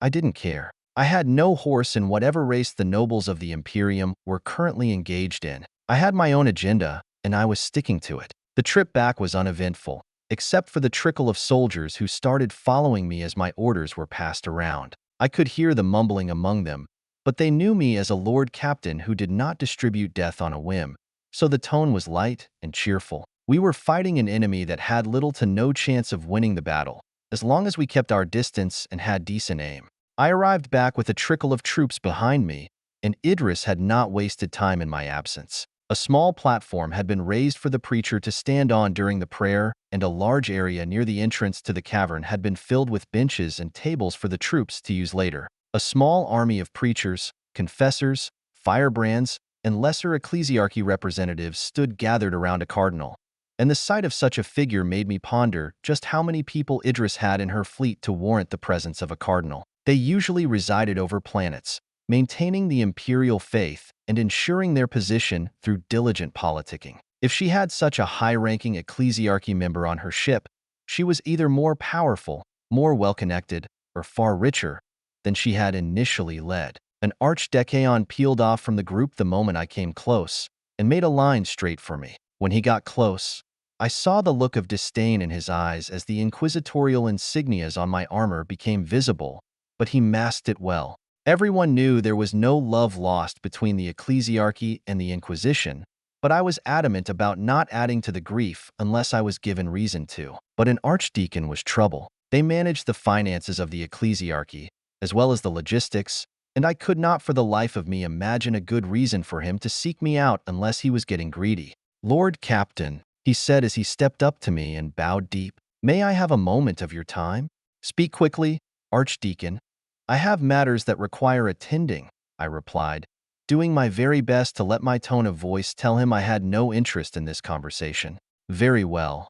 I have been in contact with your ship's purser regarding the costs of this little venture." He didn't get any further, as his words infuriated me. Little venture?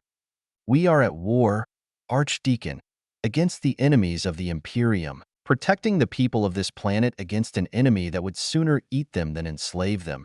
And you want to count beans and weigh costs? No cost is too great when the goal is safeguarding the Imperium. Just because you are not making a profit, you want to abandon these people to their fate? I expected so much more from the supposed guardians of Imperial faith. Leave my sight this instant. I spat, growled, and yelled my words at him.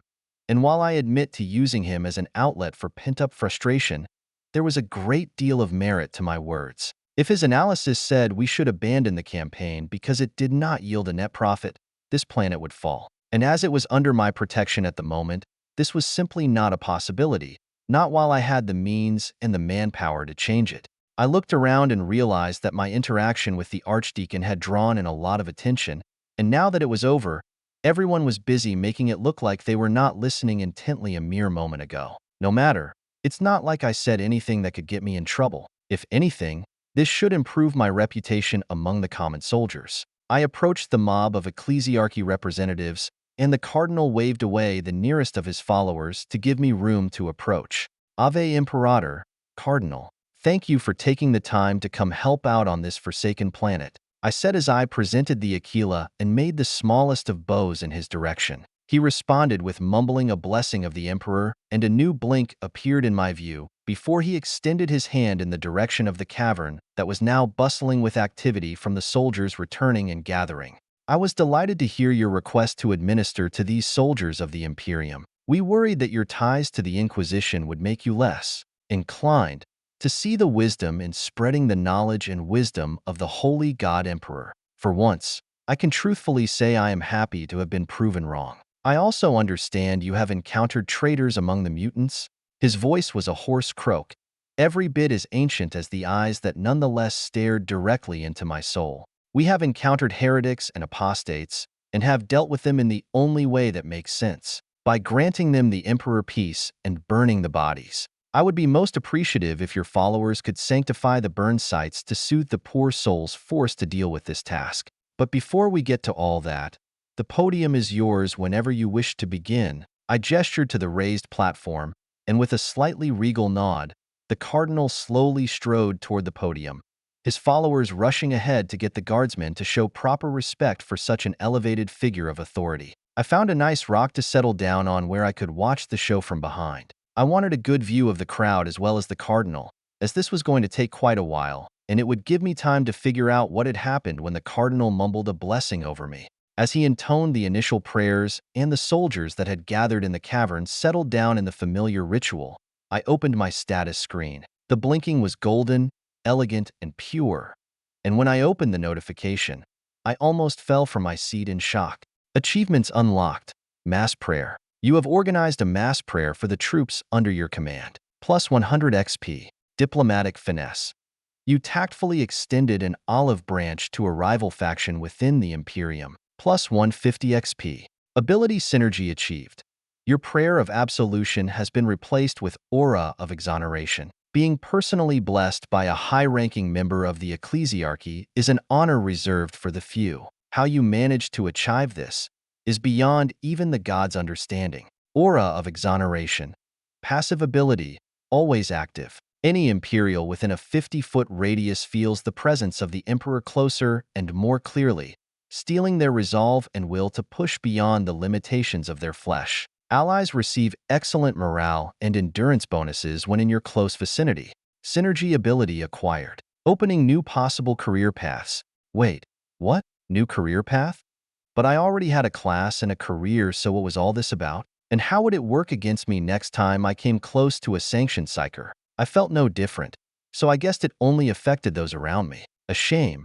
I could use some of the inner calm and sense of purpose for myself. Not much else had changed on my status screen, but I didn't care. I was busy wondering about synergy abilities. So it took an already existing ability, paired it with something I would be about to receive, and turned it into something else. It had half the range, but the effect was now passive and constant, which, in theory, should make any troops near me pretty damn resilient to morale damage. A rare sight in the Imperium, if you didn't count specialized guardsman regiments like the Kriegers or the Steel Legion. Who knows, I might even be able to create a new renowned regiment with time, if I keep getting skills that bolster those around me. But then again, how much could I dedicate myself to searching for a way home? If my strength was those around me, instead of myself? There was also the coming attack to think about. If my orders were followed, it would be a slow assault. Grenades and lost cannon fire would rain down on Skaven before we set fire to the city. Parts of it would be burned down. The Skaven would prevent it from spreading too far, rinse, and repeat. My only worry was the Skaven themselves. What tricks were they holding back? Storm fiends, plague monks, heretic berserkers, more gray seers. The possibilities were endless, and my troops would be hung over, but that was not much of a concern. They would still be able to shoot straight, or at least straight enough to do their job. I continued dwelling on the mysteries that were the system while the Cardinal continued his rites for what felt like hours. When he finally finished up with a communal prayer, which I made sure to take part in, he made a small gesture behind him to signal me that the podium was mine. As I stepped up, a hush fell over the crowd. They knew my appearance and my general mood, but few of these men and women of the Imperium had heard me speak, if I was not issuing orders. I cleared my throat before I raised my voice as much as possible without yelling. Soldiers, men and women in the service of the Imperium, I stand before you now to inform you that I am content. You have done your duty, and done it well, but the biggest task lies ahead of us. Tomorrow, we begin our assault on the mutant city inside this cursed mountain with the intent of purging the unclean, the heretical, and the mutated that reside in that filthy imitation of true civilization. This was followed by a roar of approval from the soldiers, and I had to raise a hand to quiet down the masses.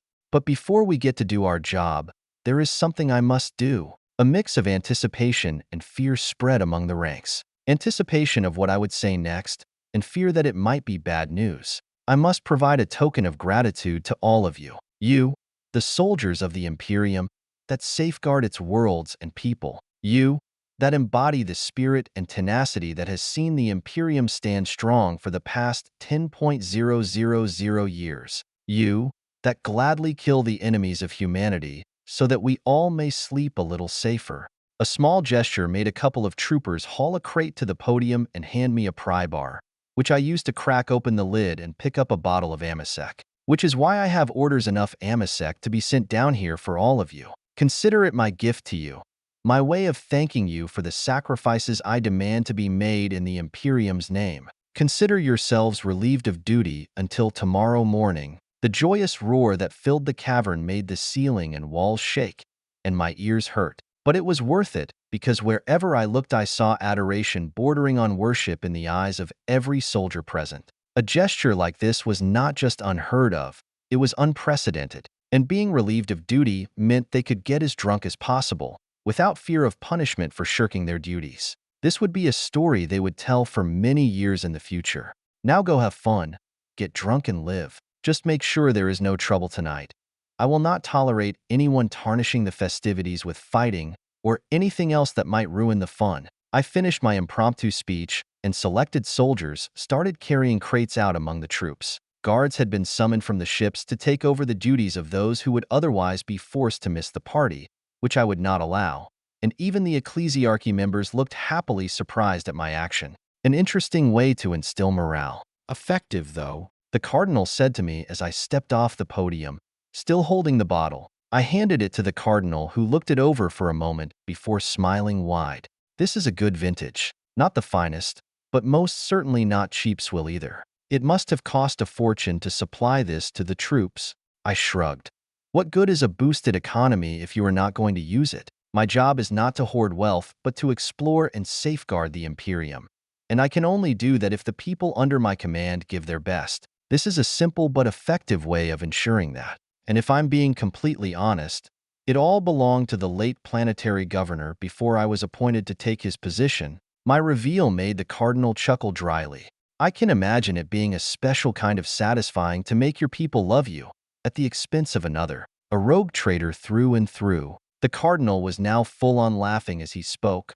Also, allow me to thank you for this wonderful opportunity to strengthen the faith of the soldiers. They shall surely be victorious with the Emperor's blessing. I bowed slightly at his words and he turned, signaled his entourage, and started making his way out of the cavern. He had not said it, but he was immensely pleased that he could report back to the Ecclesiarchy that the Inquisition's new rogue trader was both pious and open to the idea of working with the Ecclesiarchy. All in all, this had been a very successful afternoon. Now I just had to wait until the troops were good and drunk, and I could figure out a spot to put the iron box with that thrice-damned pandemic staff. With a little bit of luck, the soldiers would find it tomorrow and report it, giving me the perfect excuse to report my finding to the Inquisition and score a few goodwill points for recovering a powerful chaos artifact. I just had to keep an eye on the marked box and wait. Idris soon showed up next to me with a bottle of Amasec in each hand. She was already showing signs of enjoying this break of military discipline to the fullest extent, but it was fine. I couldn't blame her for having some fun. She threw herself down next to me and thrust one of the bottles in my face. "You aren't getting away with sitting here and plotting as you usually do, Lord Captain," she said with a slight slur as she dangled the bottle in front of me, and I couldn't help but crack a smile and take it. "So, what are you brooding over this time?" she continued as she took another swig of the bottle with a happy and relaxed expression. "Nothing specific, just trying to sort out everything. The boring side of being a somewhat responsible rogue trader. Don't worry about me. I will make sure to relax tonight," I said while pulling the cork out of the bottle with my teeth and spitting it to the ground. "You don't make sure you have a way of closing the bottle again?" Idris's eyes wandered over the crowd as she spoke. Musical instruments being played, cards and dice games with small amounts of imperial thrones changing hands rapidly. I saw no reason to punish human behavior, and it helped keep morale up. A stray thought made me ponder capitalizing on it and creating a ship-run casino, allowing me to win back the pay my crew worked so hard for. "Does it have anything to do with those marked boxes your ogrins are watching over like they expect your troops to steal from you?" She had a coy smile on her lips, and the look in her eyes was challenging. "Leave it be, Idris. The less you know, the less attention you can attract." I stared her down as if answered with a voice as cold as the air on the planet where my adventure started. "A shame. I like playing with fire, despite wanting to make a profit. What good is life without a little excitement?"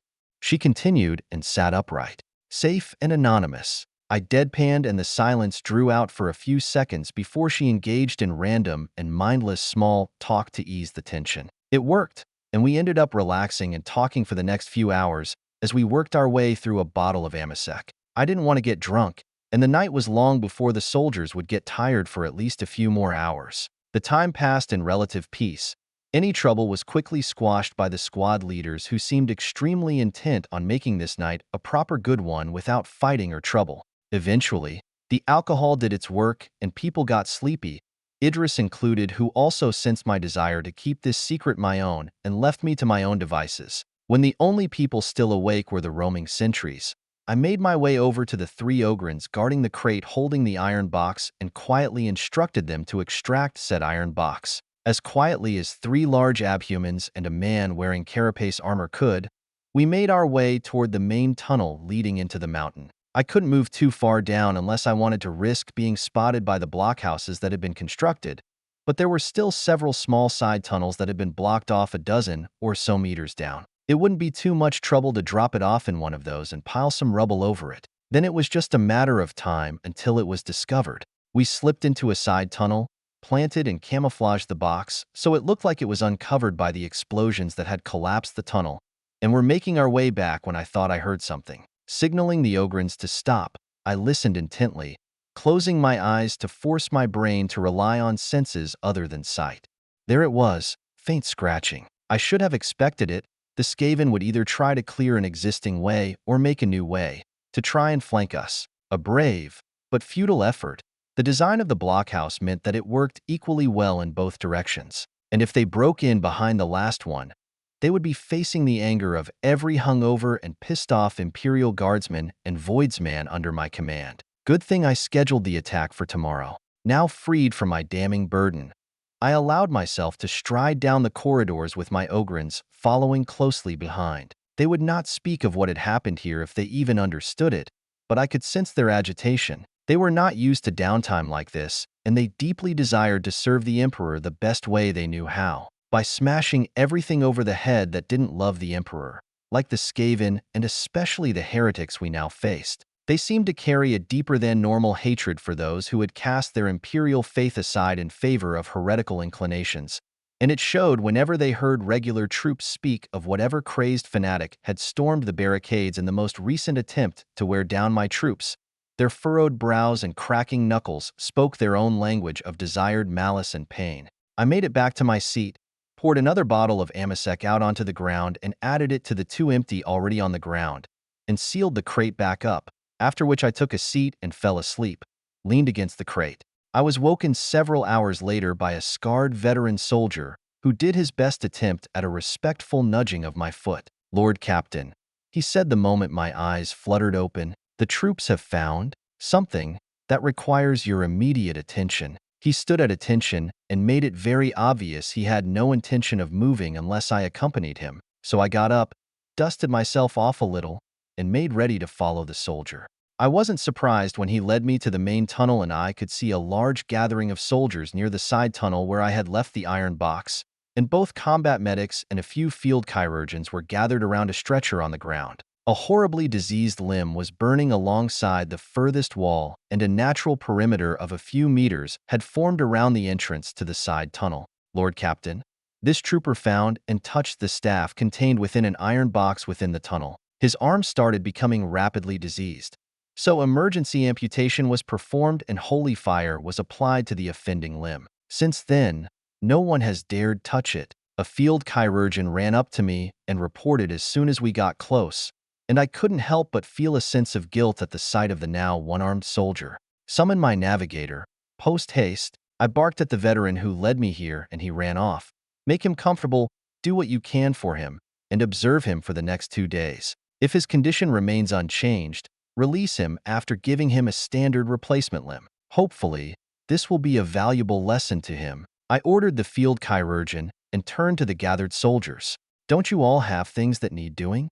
I asked out loud, and they went from mulling around to a blur of frenzied movement in their eagerness to make themselves scarce. Then all that was left was to wait for Farson. It took him almost an hour to arrive.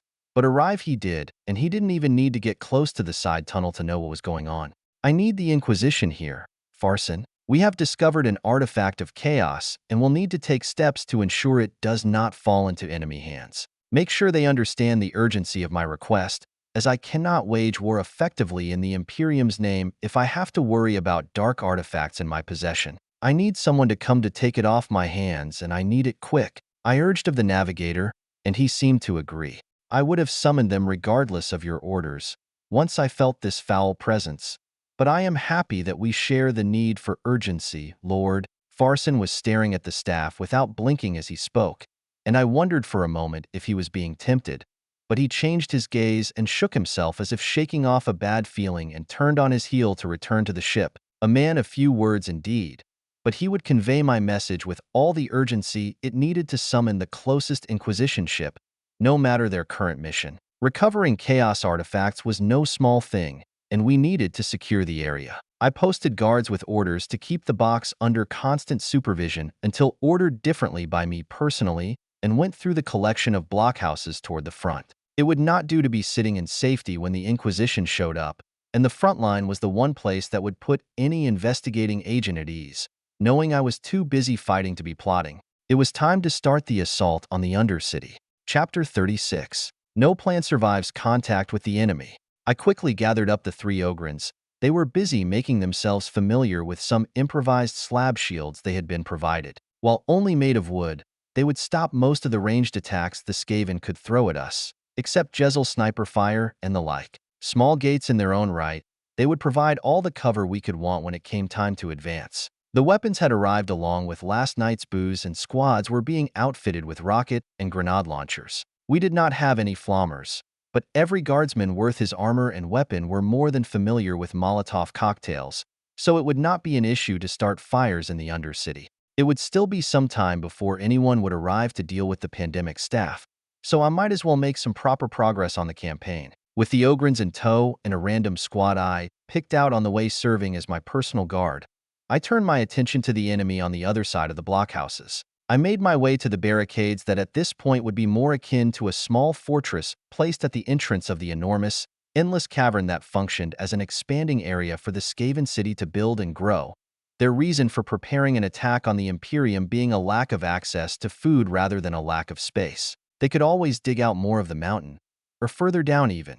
The arch-militant were at the front to greet me, already lobbing a mix of incendiary and explosive grenades into the outskirts of the city. By itself, it didn't do much beyond drawing the ire of the Skaven, but we were too far away and too well protected to be worth the effort of firing arrows at us. They had also quickly learned the effective range of our guns and stayed well outside of range whenever possible. "Greetings, Lord Captain. Just a friendly bit of morning shelling to start the day," he said between reloads and grinned at the grimace running across the hungover guardsmen's faces whenever he fired the launcher. "Are we ready to begin attacking in earnest?" It was a meaningless question that I already knew the answer to, but formality dictated that I ask it anyway. "Just waiting for the order, Lord Captain," came the expected reply, and I was handed a Vox caster connected to every deployed squad inside of the mountain. "Commence attack. Shake the mountain to its core," I ordered, and heard the words repeated at a slight delay from the nearby Vox that was installed in the barricades. 3 seconds later, I heard the first explosions echo back to us, and a small shudder ran through the gathered soldiers. The battle had been joined and a proper front line had been drawn. Now they could start doing what they did best: grind down the enemy through attrition. A series of small thumps sounded out nearby, and a wall of flame rose on the outside of the Skaven city, causing the mutated rats to panic. They clawed at each other in their effort to escape the fiery hell approaching them fast, killing anything in front of them while kicking down anything behind them. The few that started a firefighting effort were quickly swept up in the mess, engaged in isolated fights with the fleeing and panicked victims of our opening salvo. Now to keep it up until our weapons could no longer reach the city effectively. Move forward, rinse, repeat, victory. Provided the bloody Skaven didn't get creative, which unfortunately was a genuine possibility, especially once they got backed up into a corner. They preferred fleeing and hiding, but if you forced them to fight, you got what you asked for. Surprisingly adept once their life was on the line. Many people had found themselves beaten by a smarter or more aggressive Skaven with no options left but to go through you. The screeching from the outskirts of the Undercity reached us, telling its own story of destruction and death. Good.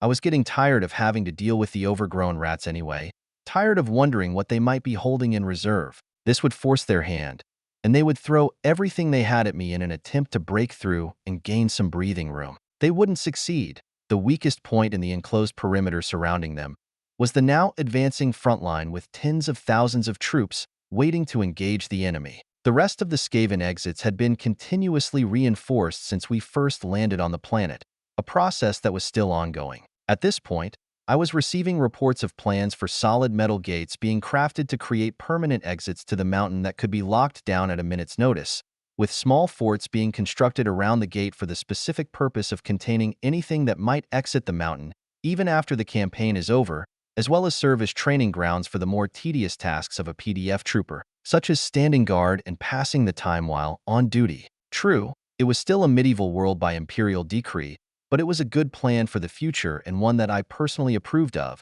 So as soon as I had given it my okay as the planetary governor, the Mechanicus got to work, and to avoid the decree of no technology, they enforced a strict curfew and worked at night. This did cause some minor issues with the furniture orders I had placed, but I could live with a few delays as long as there was an enemy to fight, justifying the delay. Nothing spectacular happened the first day. Our bombardment continued, and we cleared a good few hundred meters of ramshackle Skaven city outskirts. In the grand scheme of things, it was less than nothing, but it was a good and uninterrupted start. The men's morale would benefit greatly from the lack of troubles during the initial attack, a much-changed routine compared to the standard battle awaiting regular guardsmen. In their minds, this shaped the way this little war would play out regularly, and them having the advantage was a welcome change indeed. The second day started much the same way, except the Skaven seemed to have caught on to our plan of attack, because they seemed to have an endless supply of water ready to attack any fires with, and we made progress even slower than the first day, but progress nonetheless.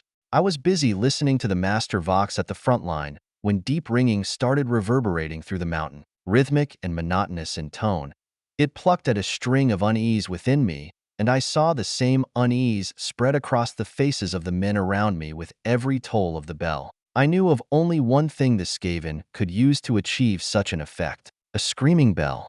Man the barricades. Prepare for an attack.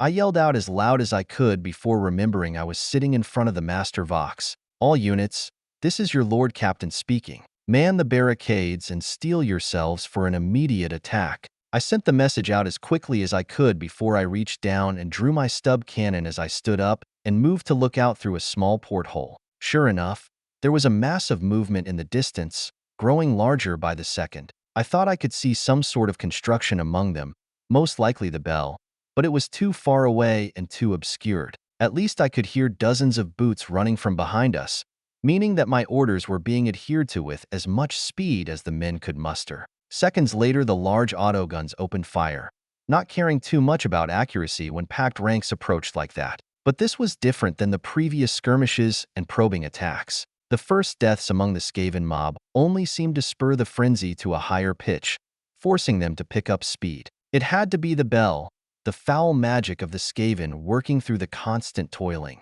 It wouldn't do to attack the bell itself, the warp energies running through it making it impervious to most damage.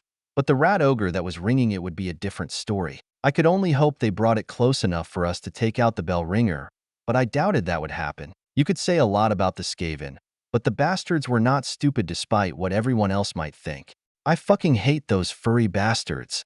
I mumbled and I heard chuckling from the nearest guardsmen. I put into words what they were all thinking but didn't dare say out of fear that someone might mistake it for cowardice or unwillingness to fight. Lost fire opened up to bolster the autoguns, but it did little good. The brown wave was approaching fast, much faster than I liked. I thought I heard the faint clicking of metal revving up, but I didn't have time to think about what it could mean before a hailstorm of warpstone bullets slammed into the fortifications around us at an astonishing speed. I dove for cover, away from the porthole. The barrage lasted for 5 full seconds before there was a break, allowing us to start firing our weapons again. I could hear cries of, "What the hell just happened?" and "Find the Xeno scum responsible for that," from the guardsmen manning the small fortress facing the Skaven city. Great, they brought rattling gunners. If they had rattling gunners, they had both the means and the wealth to also field storm fiends, which would make our lives a living hell.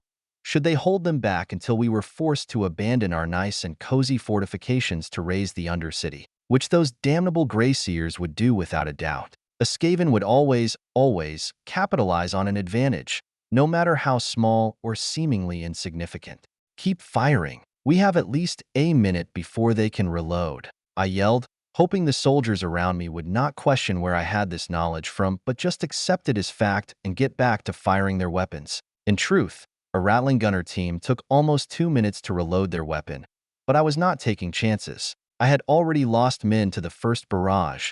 Their corpses were still writhing with a vile, pulsating green energy. I saw a soldier reach out to grab something from one of them, and I kicked out and hit his hand before he could make physical contact. "Don't touch the dead," I roared as the corpse began mutating rapidly where the warpstone bullets had hit, twisting and expanding the flesh in a sickening display. Without prompt, some of the troops started blowing holes in their dead comrades with their lost guns until the mutation stopped. Just as well, it would not do to have mutants run amok in our fortifications. The autoguns came under fire from Jezzel snipers hiding far behind the approaching horde, which seemed far better equipped now that it had gotten close enough to distinguish the individual Skaven. Proper clothing, triangular shields, well-made spears, a torrent of round and polished stones from trained slingers, frenzied packmasters driving hordes of mutated creatures in front of them, even a few rat ogres with newly fashioned armor plating that still had the shine of freshly produced steel. This meant that they either had far better connections among the planet's population than anticipated, or that the cultists had set up a forging operation within the mountain, either of which would suggest that this problem has been growing for far longer than I cared to think about. It would also mean an accusation against my character when the Inquisition showed up, but I could dismiss that easily enough with the Imperial records. What it meant for the family bloodline of the former governor, however, I was ripped out of my thoughts as a massive boulder crashed against the fortifications, caving in some of the portholes and leaving the wall a weakened mess of splintered wood. It would be easy for the rat ogres to hammer their way through once they reached the walls. Grenade launchers fire was called out from somewhere, and several thumbs quickly followed, falling into a steady rhythm after the first few rounds went off. It would not stop the attack, but it would slow the attacking troops and force them to scatter right before the final stretch of ground, taking away their collective momentum. With a bit of luck, it would stall the attack long enough to prepare for a tactical retreat to the next blockhouse. A soldier ran in front of me to get his gun to a porthole, but I grabbed his arm and had to hold him up as the sudden stop almost made him fall over. Grab a few men and start moving supplies to the next blockhouse. I want these fortifications emptied before the mutants break through the wall. I hissed and shoved him toward the storage area in the back. It would take them a few minutes to get rid of everything the enemy might make use of, but the less equipment I gave the Skaven to experiment with, the less trouble I would have with newly fashioned and unstable weaponry. I risked another glance out over the Skaven Undercity, and my heart sank. The horizon had become blurry and moving as the cultists had joined the Skaven assault, and however many numbers I thought they had behind them were put to shame. Thousands upon thousands of raving mad lunatics, covered in dirt and grime, and painted with the symbol of chaos undivided in blood, swinging improvised weaponry that focused more on inflicting pain than killing, all while screaming incoherently, were bearing down on us. The effect was a rolling wall of sound that impacted my troops and filled them with a sense of dread and foreboding. I could see the effect roll over the fortifications. The troops started fumbling with their weapons. They dropped charge packs before they reloaded, and their aim became unsteady. That's when the Skaven's damnable bell started ringing with amplified effort, sending shockwaves through the air, each of them hitting us like a physical punch in the gut, one that left you drained of all positive emotions and a sense of hope. I couldn't have that, not when they were attacking like this. If the defenses failed, they would roll through the mountain and into the world beyond, unimpeded and lusting for destruction. I took up a position in the center of the blockhouse where my now passive ability could do the most, and I saw those within the influence steady their hands and regain the steel in their eyes. Great. I had to stay close to the front line for as long as that bell kept tolling, or my men would hesitate and falter. Just what I needed. I saw a wisp of green among the enemy troops and tried focusing on it. There, in all its evil glory, was the cart that carried the bell. Behind it stood two rat ogres who worked together to swing a large piece of wood with a head of warpstone into the bell, which was bathed in a sickly green light while warp fire engulfed the entire thing. Every impact of the improvised hammer resulted in a shower of green sparks, clouds of warpstone dust, and visible shockwaves of unholy energy spreading in every direction. The gray seer situated on top of the entire contraption was cackling with maniacal glee while huffing the clouds of warpstone dust around him, the psychic energy streaming off of his body as he poured every ounce of his formidable power into the screaming bell. "Get some rockets on that thing," I commanded, and not 5 seconds later 3 frac missiles screamed through the air. They never made impact though. A mixture of warp lightning and a psychic force field stopped them in their tracks, but I did see him buckle under the strain of keeping the power of a modern missile at bay with his force field. It would not take many to get rid of the gray seer or the bell, provided we could secure enough breathing room for the rockets to take proper aim and fire in tandem. Of course, we could also try to ride out the attack, hoping we could stay awake longer than the Skaven could frenzy. I discarded the idea as fast as I got it. With a screaming bell, the Skaven would frenzy until all life was destroyed or subjugated, and they could claim the planet. We were stuck in it now.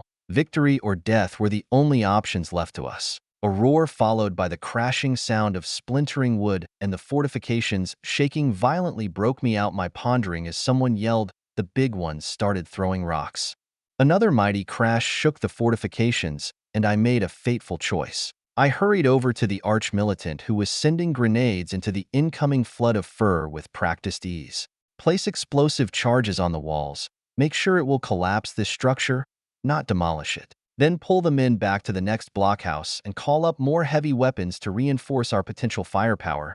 Start issuing 2 bandoliers of grenades to every guardsman on the front line, and inform them to be liberal with their use. After that, I want you to select the 50 best troops we currently have and form them into a strike squad. Give them a shot cannon alongside their loss gun, and make sure they only carry frag grenades. There will not be armor that needs to be cracked. See to it, I ordered, and got a strange look in return before my orders were followed. Everything would be done in an orderly and efficient manner.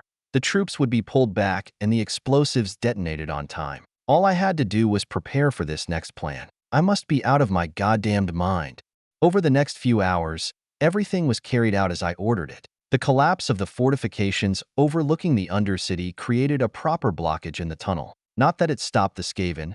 We could hear them digging furiously on the other side whenever we got close enough, but my troops were afforded more than enough time to set up more autoguns and heavy bolters. Hastily mixed ferrocrete was applied to the outside of the wooden blockhouses, making them much more resistant to both warpstone bullets and thrown boulders. Sure, we had to light fires at the base of the blockhouse to dry it out quickly enough to have any meaningful effect, and it would still take a few days for it to harden properly, but it would have to do as it was. The soldiers I asked to be pulled aside were gathered and given their new equipment, which was received with extreme enthusiasm. Guardsmen were opportunistic, bordering on kleptomaniac, when it came to gear, and a new weapon alongside extra bandoliers of grenades were nothing to be scoffed at. Sure, I could not upgrade their armor, but doing so would also make them less effective. Having to adjust to new and unfamiliar armor during a special operation was a serious detriment to their fighting ability, one I could not afford. I had my own ship's confessor brought in from the outlying villages where he and his preachers were rooting out heresy if there was any to be found. I was busy avoiding both the group I had gathered and Idris as she was looking for me, probably pour more troubles onto my already overflowing plate when the confessor arrived back. I only knew because he marched straight up to my tent to look for me. I could hear him calling for me, and I had to hurry to shut him up before Idris heard him as well. His face lit up as he laid eyes upon me, and again, he drew in a large breath to go off on a praising speech, and once more I raised a hand to silence him before he started. I had to admit, watching him deflate like that was kind of funny, but there was no time to focus on the humor. I need you to lead me and a group of guardsmen in both prayer and blessings. We are about to undertake a most dangerous critical task, and I desire those who accompany me to do so with a clear conscience and the love of the Emperor in their hearts. We start immediately. And yes, I know you have had no time to prepare a sermon, but I prefer it this way. Let the Emperor speak through you, confessor. I told him softly, and the almost ecstatic look on his face told me I could not have picked a better way to go about this.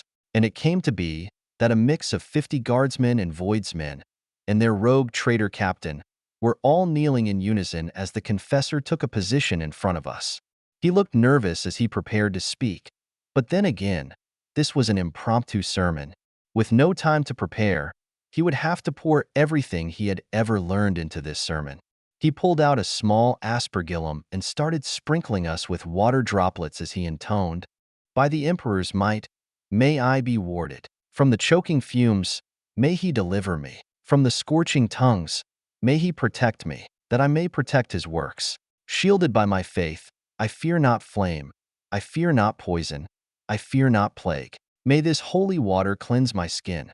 May this ritual cleanse my soul. I am an imperfect child of the Emperor.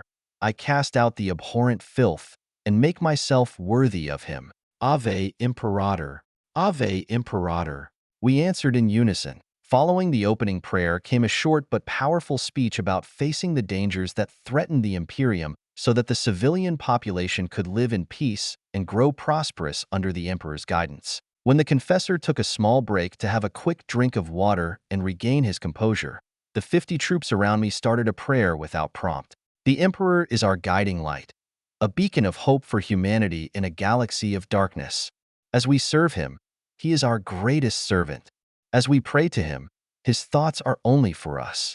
And in the dark when the shadows threaten, the Emperor is with us, in spirit and in fact.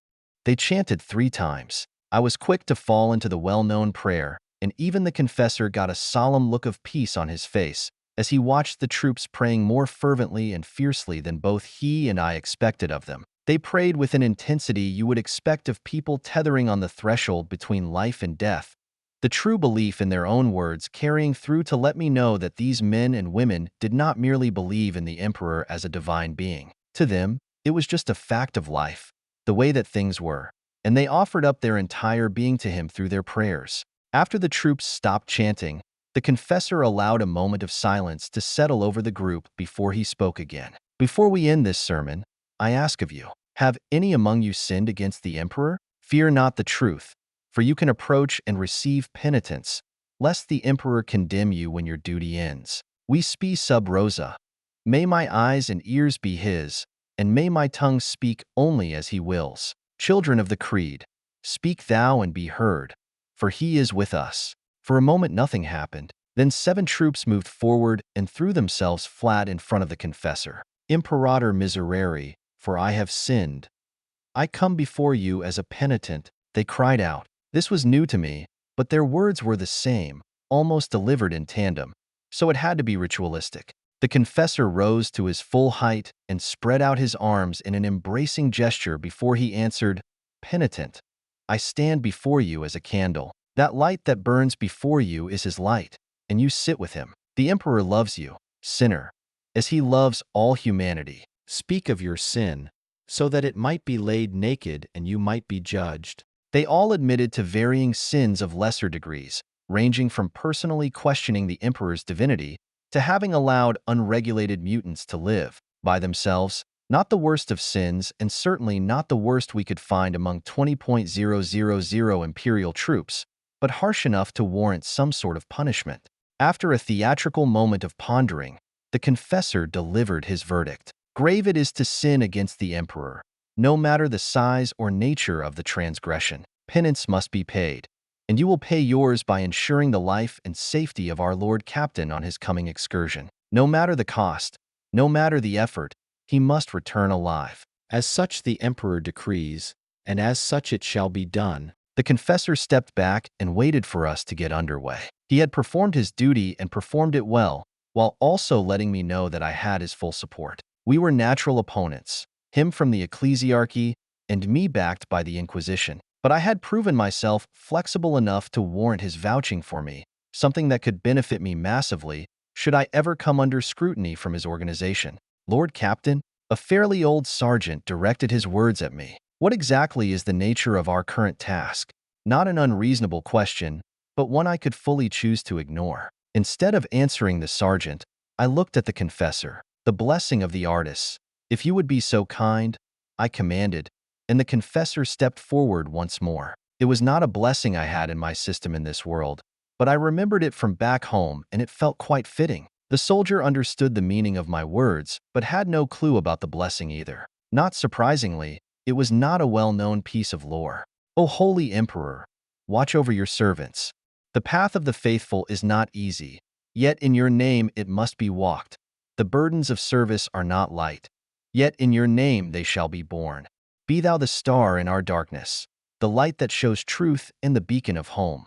Be thou the guide and the guardian, the scourge and the savior. For in your name, what must be done shall be done. The confessor recited solemnly as he sprinkled more water on us, and it felt different to me, sort of tingly, but it didn't linger. I looked at the sergeant after the confessor finished. Flanking maneuver, Sergeant. We are going to cause a bit of chaos for the damnable mutants. Now follow me and keep noise to a minimum. Chapter 37. Detox is not for the weak of stomach. I quickly arranged the 50 men into 5 squads. 1 sergeant and 9 soldiers per squad, 2 of the soldiers given a heavy weapon, missile launchers in this case, and 1 soldier being given a voxcaster. This would give me greater operational freedom by being able to communicate with squads that are away from the main group. What we were doing was extremely dangerous, but could end up paying dividends 1,000 times over. We were continuously putting the ship's auger arrays to good use, and we had mapped out the myriad of tunnels that crisscrossed the inside of the mountain. We had also pinpointed the main routes used for travel by the Skaven, at least in enough numbers for the heat sensors to pick up traces of them. Some of the side tunnels lead into this labyrinth of Skaven tunnels. Still, most of them never saw use ever since we blocked them off, giving us a great opportunity to sneak into an elevated position above the frenzying horde and, hopefully with a bit of luck, do some damage to either the Screaming Bell, the rat ogres working it, or the gray seer that controlled the rat ogres.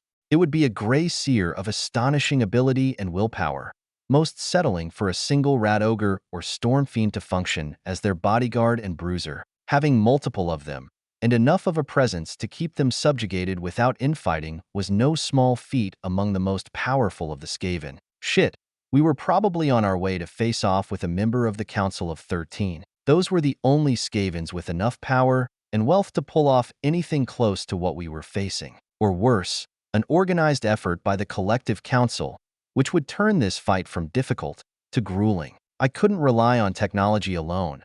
I had to outwit the treacherous mutants as well. Just fantastic. I had to outsmart an ancient rodent that lived in a society built on the principles of backstabbing and betrayal, and where words like cooperation are considered truly filthy. And with me to do it, I had 50 guardsmen against a Skaven horde numbering millions. But I also had the advantage of all the modern technology available to the Imperium, and no less than 3 ships had their auger arrays completely focused on the mountain and the tunnels within. If any sort of numbers started moving towards us, we would know. And I had already mapped out no less than 4 separate escape routes we could take that would lead us back to the main cavern. We wouldn't be able to hide from the Skaven.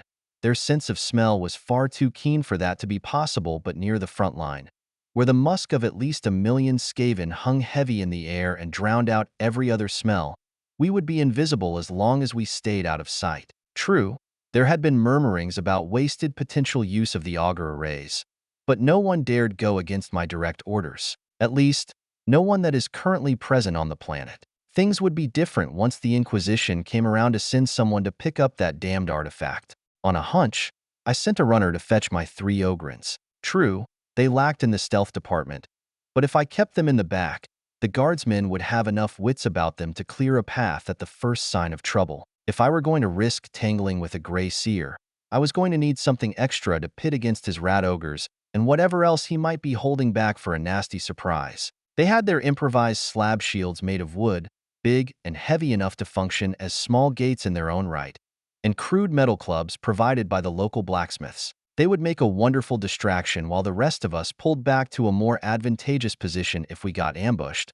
But like the Grey Seers, I would prefer to keep them in reserve to deal with any overly observant rat ogres. While even a mighty ogrin was inferior in strength to a rat ogre, they had enough wits about them to outsmart the brutish beasts in a straight-up fight, especially when equipped for the close combat task. I didn't want to risk them using their ripper guns in the tight tunnels. The chance of the massive buckshot hitting my own little band of brave idiots was too great. When we were ready, I quickly got us underway. The faster we got moving, the less time fear and doubt had to settle in the minds of the troops. What I was doing was insane and unprecedented, but it was crazy enough to work with a bit of luck. Following the map, we started the trek through the dark tunnels as silently as possible. The Ogrins always made noise, but they also sensed the tension among the rest of us, and they took it to heart, giving a serious effort to make as little noise as possible. For almost 30 minutes, the route took us down twists, turns, and empty stretches of cramped mountain corridor filled with strange noises and the distant sounds of both the battle at the front line and the Skaven moving around deeper inside the mountain. More than once we had to backtrack due to the confusing design of the Skaven tunnels and stop moving because of roaming patrols showing up on the Auspex readers, moving through other tunnels. They wouldn't be able to smell us, but if we did not stop moving, they would hear us. Those small breaks were the worst part. Standing still in the dimly lit tunnels, listening to the Skaven running through the tunnels on either side of the one we were occupying. It was difficult enough to keep the Ogrins calm, being in enclosed and dark places, the two things that were universally hated and feared by Ogrins, but adding just standing around to the mix made it almost impossible. I had to assign a whole squad to attend to them at any given moment, just to prevent them from either bursting into rage or having a mental breakdown, both of which would reveal us. We moved slower than I would have liked, but there wasn't much I could do about it. These were not the smooth floors of the Mechanicus workers, but the rough work of the Skaven. Their excellent vision in low-light conditions made the need for smooth floors a superfluous luxury that was reserved for the few rich and powerful enough to afford such frivolous things. We made our way, as slow as it was, and the closer we got, the more noisy it became. The smell became overwhelming, a mix of rot, rodents, death, and something else, a smell of burnt ozone. So they were actively engaged in warp shenanigans at this point. We didn't have much time, and I paced my men forward, faster than safety would allow, but my gut told me we were running out of time. We rounded a final corner, and the wall of stench that hit me was almost overwhelming. The musk of thousands upon thousands of Skaven, mixed with the foulness of chaos worshippers, and all the filth that followed with them. There, at the end of a long stretch of tunnel, was a small plateau overlooking the entire approaching army, at least according to the augur readings. As long as I had a clear look at the bell, I didn't care about much else. Hell, I didn't care about any of the troopers with me, as long as we could take that accursed bell out of the equation, even if just for a while. The closer we got to the small opening ahead, the smaller we made ourselves. When we were a few dozen steps away from it, I raised my hand and stopped the group. Motioning for the men carrying the rocket launchers to move to the front, they understood what I wanted. We only got one attempt, success or failure. In either case, we would only have 10 seconds of firing and maybe 10 more seconds of panic from the sudden ambush to disappear back into the tunnel. Then we would have to go back the way we came. I had a map, and many of the men had made crude drawings and notes while we walked. When our little window of time was up, an ocean of death and mutilation would descend upon us, and our only chance was to be fast enough to get back and activate the demo charges the combat engineers had been busy wiring ever since we started this insane little expedition. 2 deep breaths to calm the nerves, and I started moving at speed, the 5 men with rocket launchers trailing behind me. I left the opening and found myself on a small plateau able to hold, maybe, 80 men, so more than large enough for my purpose. I reached the edge and took in the sight below. Waves of brown and black spotted fur en route in a slow rolling motion toward the partially collapsed tunnel. From the look of things, they had cleared an opening and were pressing forward to get through, almost to the point of infighting. Meanwhile, the screaming bell kept up its steady rhythm of repugnant energies that spread out and piqued the fury of the Skaven it hit. I saw the rat ogres and the bell, but I didn't see the gray seer on the cart. No matter. I pointed out the bell and hissed fire in unison. We only get this one chance. They rushed to the edge where they kneeled and took aim, the rest of the troops taking up positions behind them where they collectively pulled out grenades and started throwing with reckless abandon in every direction. As soon as the first frack grenade passed over the heads of the 5 kneeling men, they fired. The screaming rockets made the Skaven stop and simply observe for a moment as they sailed through the air. They never saw them land before the first grenades went off, spreading death and chaos in the tightly packed ranks, as dead Skaven were thrown about, and the panicking survivors did their damnedest to escape no matter the cost of allied lives. It only added to the fire I had ignited among the already frenzied horde. The world fell silent as I watched the missiles get closer and closer to their target, and for a single moment an ice-cold fear grabbed my heart as they reached the distance where they had exploded last time. But they kept moving, and the whole thing disappeared behind a wall of exploding fire and fragments. The roars of pain and rage that rose above the chittering suggested the rat ogres had not been killed, but at least maimed, which also meant that the wooden construction holding up the bell would be taken out. As for the bell, the mountain was still standing and I was still breathing, so it was unharmed. The amount of foul psychic energy that was forced into it would have leveled the entire mountain and surrounding area if the physical container had been damaged.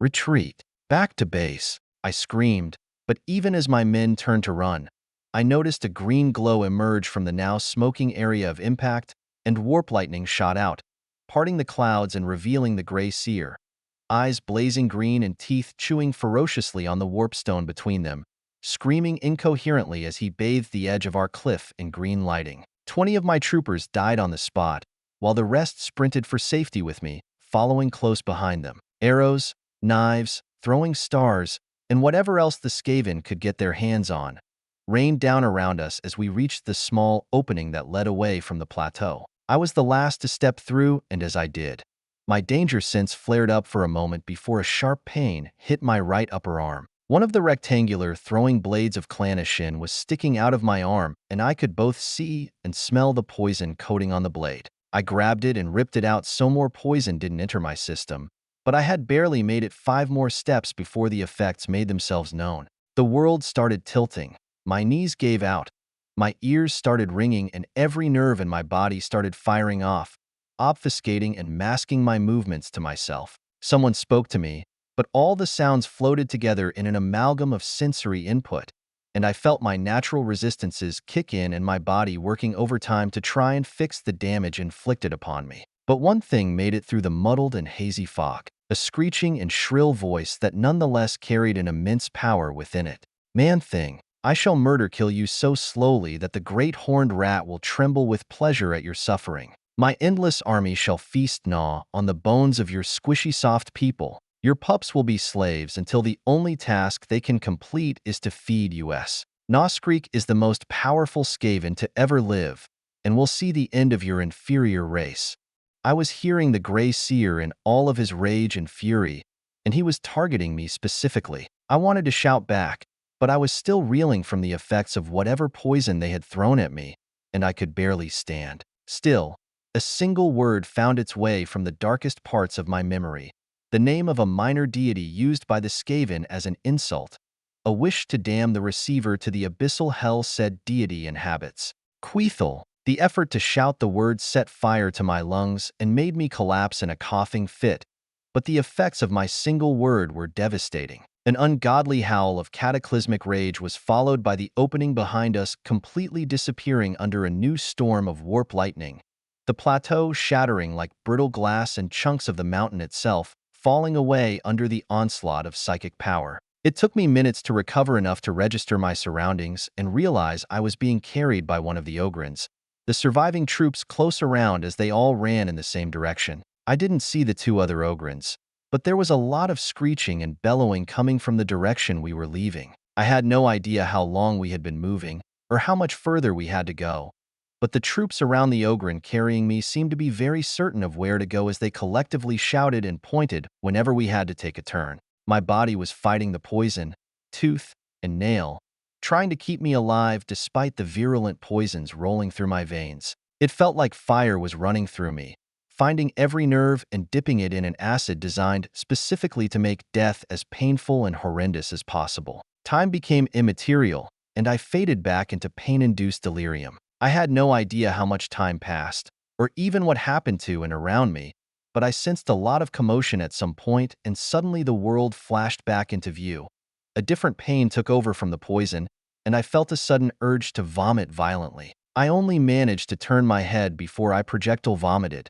My nose started gushing blood, and I soiled myself to an extent I had not thought possible. Once I was no longer expelling fluid from my body, I noticed the syringe sticking out of my chest. Remarkable, quite resilient, despite the weakness of the flesh, a machine-filtered voice said, and I whirled my head around to find a tech priest staring down at me through bionic eyes. His red robes were covered with dirt and grime, and his tools showed signs of recent use, with fresh and still-drying dirt clinging to them. His many attached arms were busy moving things around on his body, putting items into a small backpack while adjusting the myriad of macro stubbers placed in various holsters. I counted 5 and a galvanic carbine, as well as the signature servo arm of the machine cult. This one looked like it was modified for digging into rock and packed dirt. Something about this one was different, though. He seemed more present, more aware than most others I had met from the machine cult, and it unnerved me, especially since his focus seemed to be entirely on me for the moment.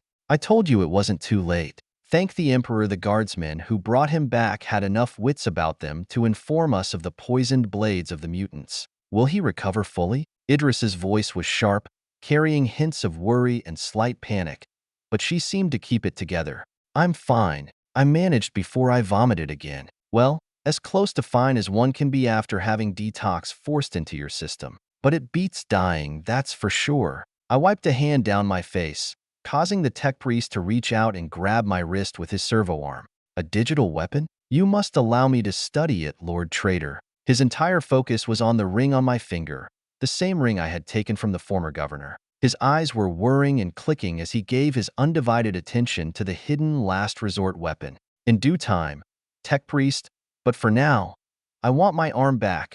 I growled over the upset rumbling of my stomach that threatened to empty my bowels once more. I desperately needed a shower, a change of clothes, and someone to clean my armor. And I needed food, lots of food, as my now empty stomach was already sending hunger pain signals to my brain. When the tech priest reluctantly let go of my arm, I staggered to my feet with the help of Idris. I noticed the face she made when she got closer to me, and it made me keenly aware of my own stench. The troop showers. Quickly, I muttered. I needed to gather myself, to get a hold of the situation, and get rid of my own emperor-damned stench. Idris supported me while the detox worked its magic, and purged the last residual poison from my system. 3 more times I vomited as we walked, but finally, we were there and I didn't bother taking off my armor, boots, uniform, or anything else. The lukewarm water felt like the warm embrace of the bed I used to sleep in, back before I arrived in this universe, and for a moment, a single glorious moment, it felt like I was back in my old small apartment, taking a shower after a long day's work at the forge. But like all good things, it came to an end all too quickly. I slowly got out of my armor and uniform while enjoying the peace and solitude of the small shower stall, but I couldn't just linger here. However, given the rare opportunity of isolation, I wanted to go through my status screen. Human, level 7. Stat points remaining, 0. Alignment, Faithful Imperial++. Litanies, 68. Augmentations, Cybernetic Lung, Upgrade LVL1. Toxins/Environment, Level 15868/385400. Strength, 17. Agility, 18. Perception, 17. Will, 24. Luck, 33. Psyche, 329/500. Skills, Feats, Abilities, Retinue. Achievement unlocked, Compassionate Commander. First in, last out, behaving like a true leader of men. In a universe of unimagined cruelty, you remain pure enough to care about those that others never notice. You weirdo. +2 Perception. Poison Connoisseur. By either miracle or freak accident, you have survived several attempts on your life through poisoning. Congratulations. 5 Endurance levels toward the next tier awarded. Mortal Enemy. You have gravely insulted a being of great power. Their life now revolves around being the creator of your ultimate demise. Took you long enough. Wait, what? I didn't ask for that. I didn't want that. Get that shit away from my status screen. Shoo. Do my bidding, you antagonizing system. You. Ding. Open message. Boss me around again. Nope. Now is the time I finish this shower and get into some clean and dry clothes. I closed the status screen so much faster than I had ever opened it and tried forgetting the whole experience in the bliss of lukewarm water. I had only managed to put on new pants and boots and have my wounds tended to when my tent flap was pushed aside and Farson, my navigator primaris, came walking in with a fire in his eyes. He stared down the attendant who was busy sewing up the cut on my arm where the thrown blade had hit me. Despite my luck, it had found its way between 2 segments of the carapace plate. I had to be careful in the future. Almost 10 minutes later, I could finally put on a shirt and send the attendant away, and the tent had barely closed before Farson could no longer contain himself. There is a foul presence nearby, and I demand to know everything there is to know about it. Mutations on the ship are happening at an increased rate. Heretics abound, and there is a sickening aura permeating through the warp. His voice was shaking with frustration and anger, and it occurred to me just how much danger I was in. A navigator was still a powerful psyker, and this one was bordering on being emotionally unstable, and it was all directed at me. Farson, if you sit down, I will tell you what I know. Rest assured, though, the cause of disturbance is firmly under our control. It is in a secure location, and it is the very reason for my summoning you in the first place, since I need you to nullify its presence until the Inquisition, who I have also sent word to, can arrive to take it off our hands. I lifted both hands in a placating manner as I spoke, and while not calm, then at least reassured that there was some measure of control over things. He grudgingly took a seat and stared me down. Speak, he commanded. I understood the boldness. This was his realm of expertise after all. We found a pandemic staff. I have it secured in an iron box, locked in a shed, and under constant rotating guard. But I need its warp presence suppressed. The mutants are using foul sorcery, but nothing we can't handle so far. They are in possession of a dark artifact of their own making, but it has been temporarily disabled. I hope that we can make a significant breakthrough before they can reapply its vile powers. I rubbed my forehead as I spoke. I was tired and still hungry, and I had no time for rest or relaxation. And now I had an angry psyker to deal with. That doesn't explain why I was not informed the moment the hideous thing was discovered. Do you understand the danger it poses to those around it? Or even comprehend? Farson was building up his indignation once more. My attempt to take the wind out of his sail annoying him more than anything. I didn't allow it though. Enough. Do you not see that I am currently engaged in combat with the enemies of the Imperium? I understand that there is a way of doing things, but you must also understand that war makes a mockery of all things traditional and rule-compliant. Yes, I could sit in here all day, sipping Amasec and ordering people around to do my every bidding. But then I would be no better than the fat waste of life that I am currently replacing as Lord Governor of this planet, as well as bearing responsibility for both my ship and a Chartist captain's fleet of ships, as well as the collective profit and well-being of every single soul on or in orbit around this planet. And I am the type that leads from the front. So I ask you why you have not sent word to me before if you were so worried. Now, if you would be so kind as to find it in your heart to appreciate the fact that I summoned not merely a member of your faction, but you directly, to deal with this disgusting dark artifact, then maybe we can start working on a solution rather than be at each other's throats when the enemy is attacking the ramparts as we speak. I lost my cool and unloaded on Farson. The pressure from the last few days and the close brush with death made me forget all about rank and position and made me direct my anger at him, man to man. The silence hung heavy in the air after my outburst, and Farson was struggling with several emotions. But logic seemed to win in the end as he straightened his robe, adjusted the veil in front of his third eye, and got out of his seat. I agree, Lord Captain. If you would lead me to the artifact, I can assess the severity of the situation at once. With a nod of appreciation, I moved to the tent flap, but I was stopped dead in my tracks when I opened the tent. A gaggle of retainer and minor navigators and psychers, if the unsettling energy they gave off was anything to go by. I didn't know what I was walking into, so I took precautions. Farson mumbled behind me, and when I looked back, I saw the remnants of a cheeky smile on the serious man's face. So there was some humor in him after all. Shit, with the amount of psychers he brought with him, he could have burned a path straight to the front line and barely broken a sweat by the time he got there. Any of your more aggressive individuals are more than welcome to take a crack at the front line. There are heretics among the mutants and mutant witchcraft to deal with, and I have no proper response to such threats. Having even basic protection would do amazing things for both the results of our attacks and the morale of the troops. So, will you lend your people's assistance to the war effort? I turned to the navigator and gave him a half smile. I knew what he was thinking, and he didn't hold back in letting his thoughts be known. I came here expecting to wrestle command from a corrupt rogue traitor, and now I am contemplating lending him the forces I brought to subdue him. You are a strange man, Lord Captain, but one that I shall continue to trust. I pray you do not disappoint, Farson said before turning away from me, toward his retainers. A few sharp orders and a dozen or so moved toward the tunnel that led to the front line. The significance of his using the honorary title of my rank in the Imperium was not lost on me, as it was a message to both me and those around us that I had his full support.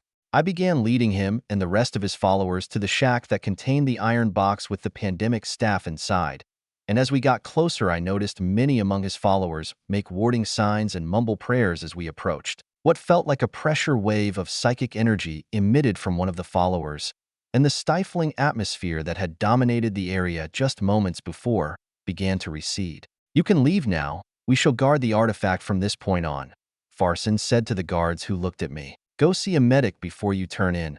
I don't need you spreading whatever it is you caught, I said with a nod, and they hurried off toward the field hospital. The cloaked figure, emitting the suppressive psychic energy, slowly approached the shack. We kept the box locked in and took a kneeling position. I couldn't see the person's face, but I could sense the immense concentration that was being exerted. I trust you have things under control here. Let me know if you or your people need anything, and I shall see it done, I said as I turned, and Farson made a noise of acknowledgement as he started directing his followers. And Farson, I would appreciate it very much if you would return to the ship once everything is running smoothly down here. I cannot afford to lose my principal navigator at this moment, and I have no desire to gamble with your life by having you stay in what I consider to be an active war zone. No debate. Yes, Lord Captain. Ave Imperator. Farson bowed before he returned his attention to his duties, and I could finally have just a small bit of time to get some food and, well, maybe not some rest, but at least a cup of recaf or two before returning to the front. With psychers on my side, I was curious as to how much better we would fare, even if they just shielded my troops from what little ranged weaponry the Skaven had. I set my sights on my tent and headed back for some much-needed respite. But of course, things were not to go as I desired. Both the confessor and the new tech priest were waiting near my tent when I approached. I sighed deeply. Might as well get it over with. The sooner I was done with them, the sooner I could turn my attention to greater things. Chapter 38. From kind of bad to, well, fuck. I rubbed my forehead vigorously as I approached the two, and it struck me that they couldn't be more different, both in looks and in belief.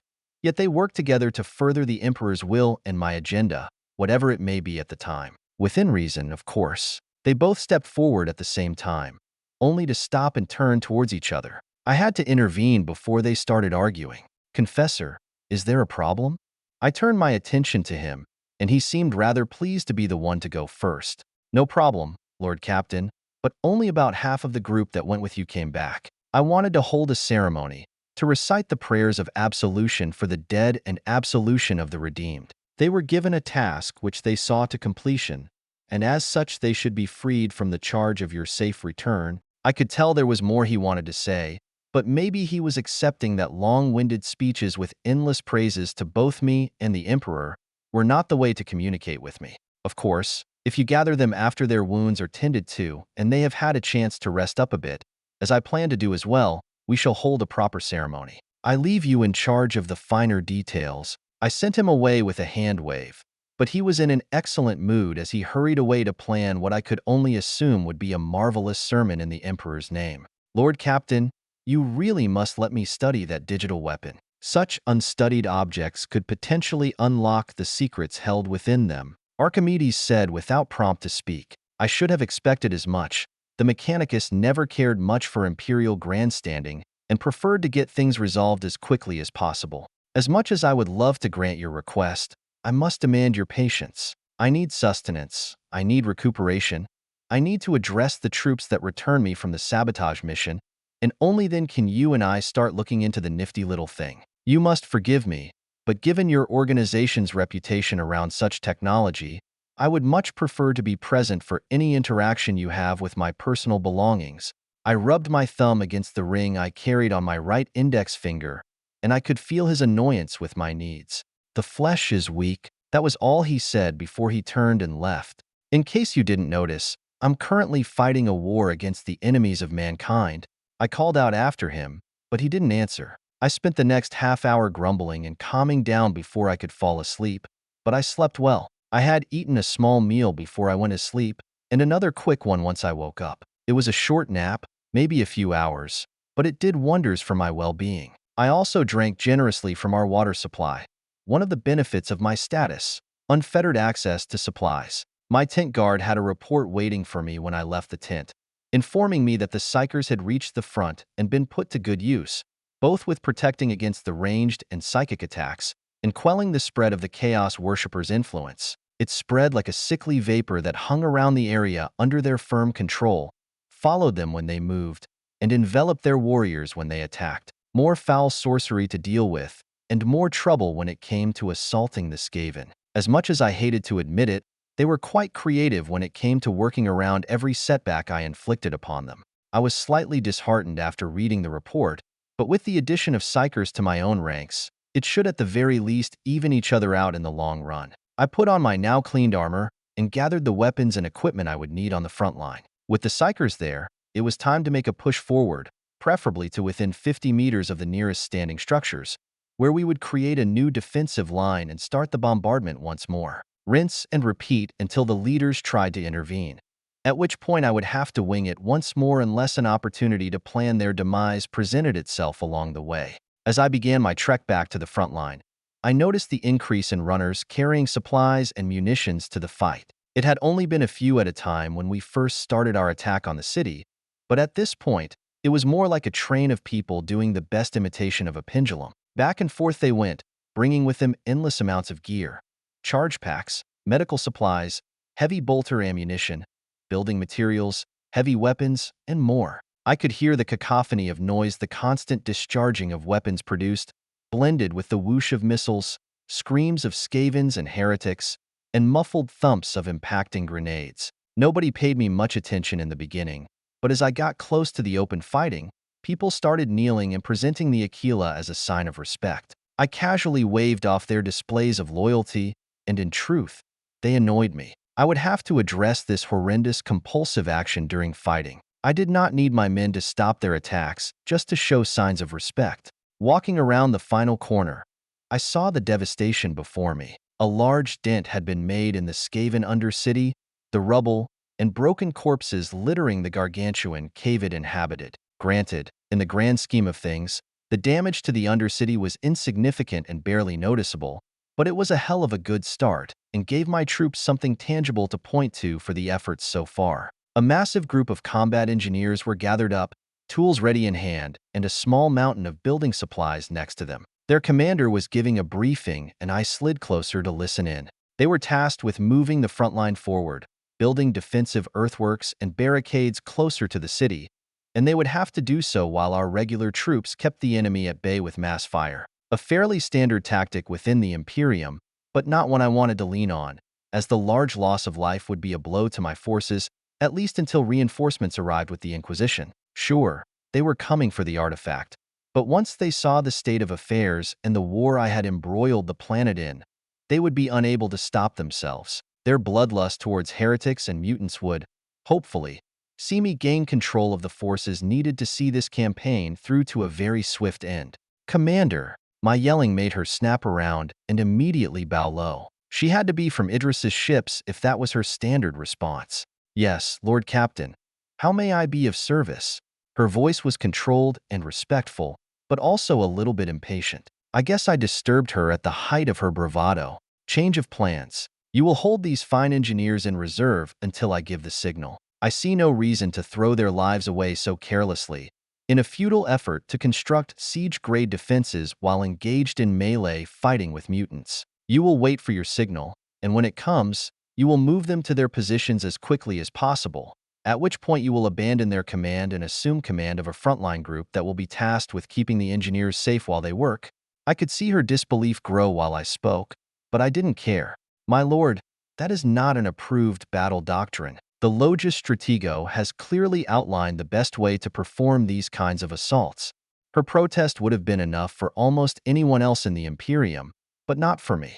Are you defying me? My voice was low, but the tone was unmistakable. I would demote her to the lowest rank possible and send her into the bowels of my ship to assist the Mechanicus as a menial laborer if she said anything other than no. No, my lord, I would never. But I worry about the deviation from standard Imperial battle doctrine. Her face, which had been confident and strong a second ago, was now deathly pale, and beads of sweat were forming on her forehead. The implied threat of my question had scared her to her very core. Good. Now, stay here while I get the combat group together for you. Unless there are specific troops you would prefer to have under your command, in which case you need just make a list of names and I shall see to it they are released from their current duties. I glanced over at the combat engineers, and to say they looked relieved was an understatement. I made my way to the arch-militant, and of course, the man was the front line, busying himself with raining death and destruction on the enemies of mankind.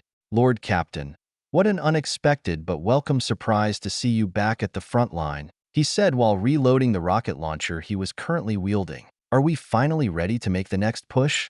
His eagerness to take the fight to the enemy was infectious, and the men around us murmured in agreement. Very soon, I need you to gather up some heavy weapons squads, heavy bolters only. They, along with a contingent of regular troops, will create a firing line in front of the combat engineers while they build the first defenses. As soon as that is finished, you will take that position and allow them time to build a full command bunker. We are kicking this fight into the next stage and getting ready for reinforcements, so I need the next large attack to be either ready or underway when they arrive.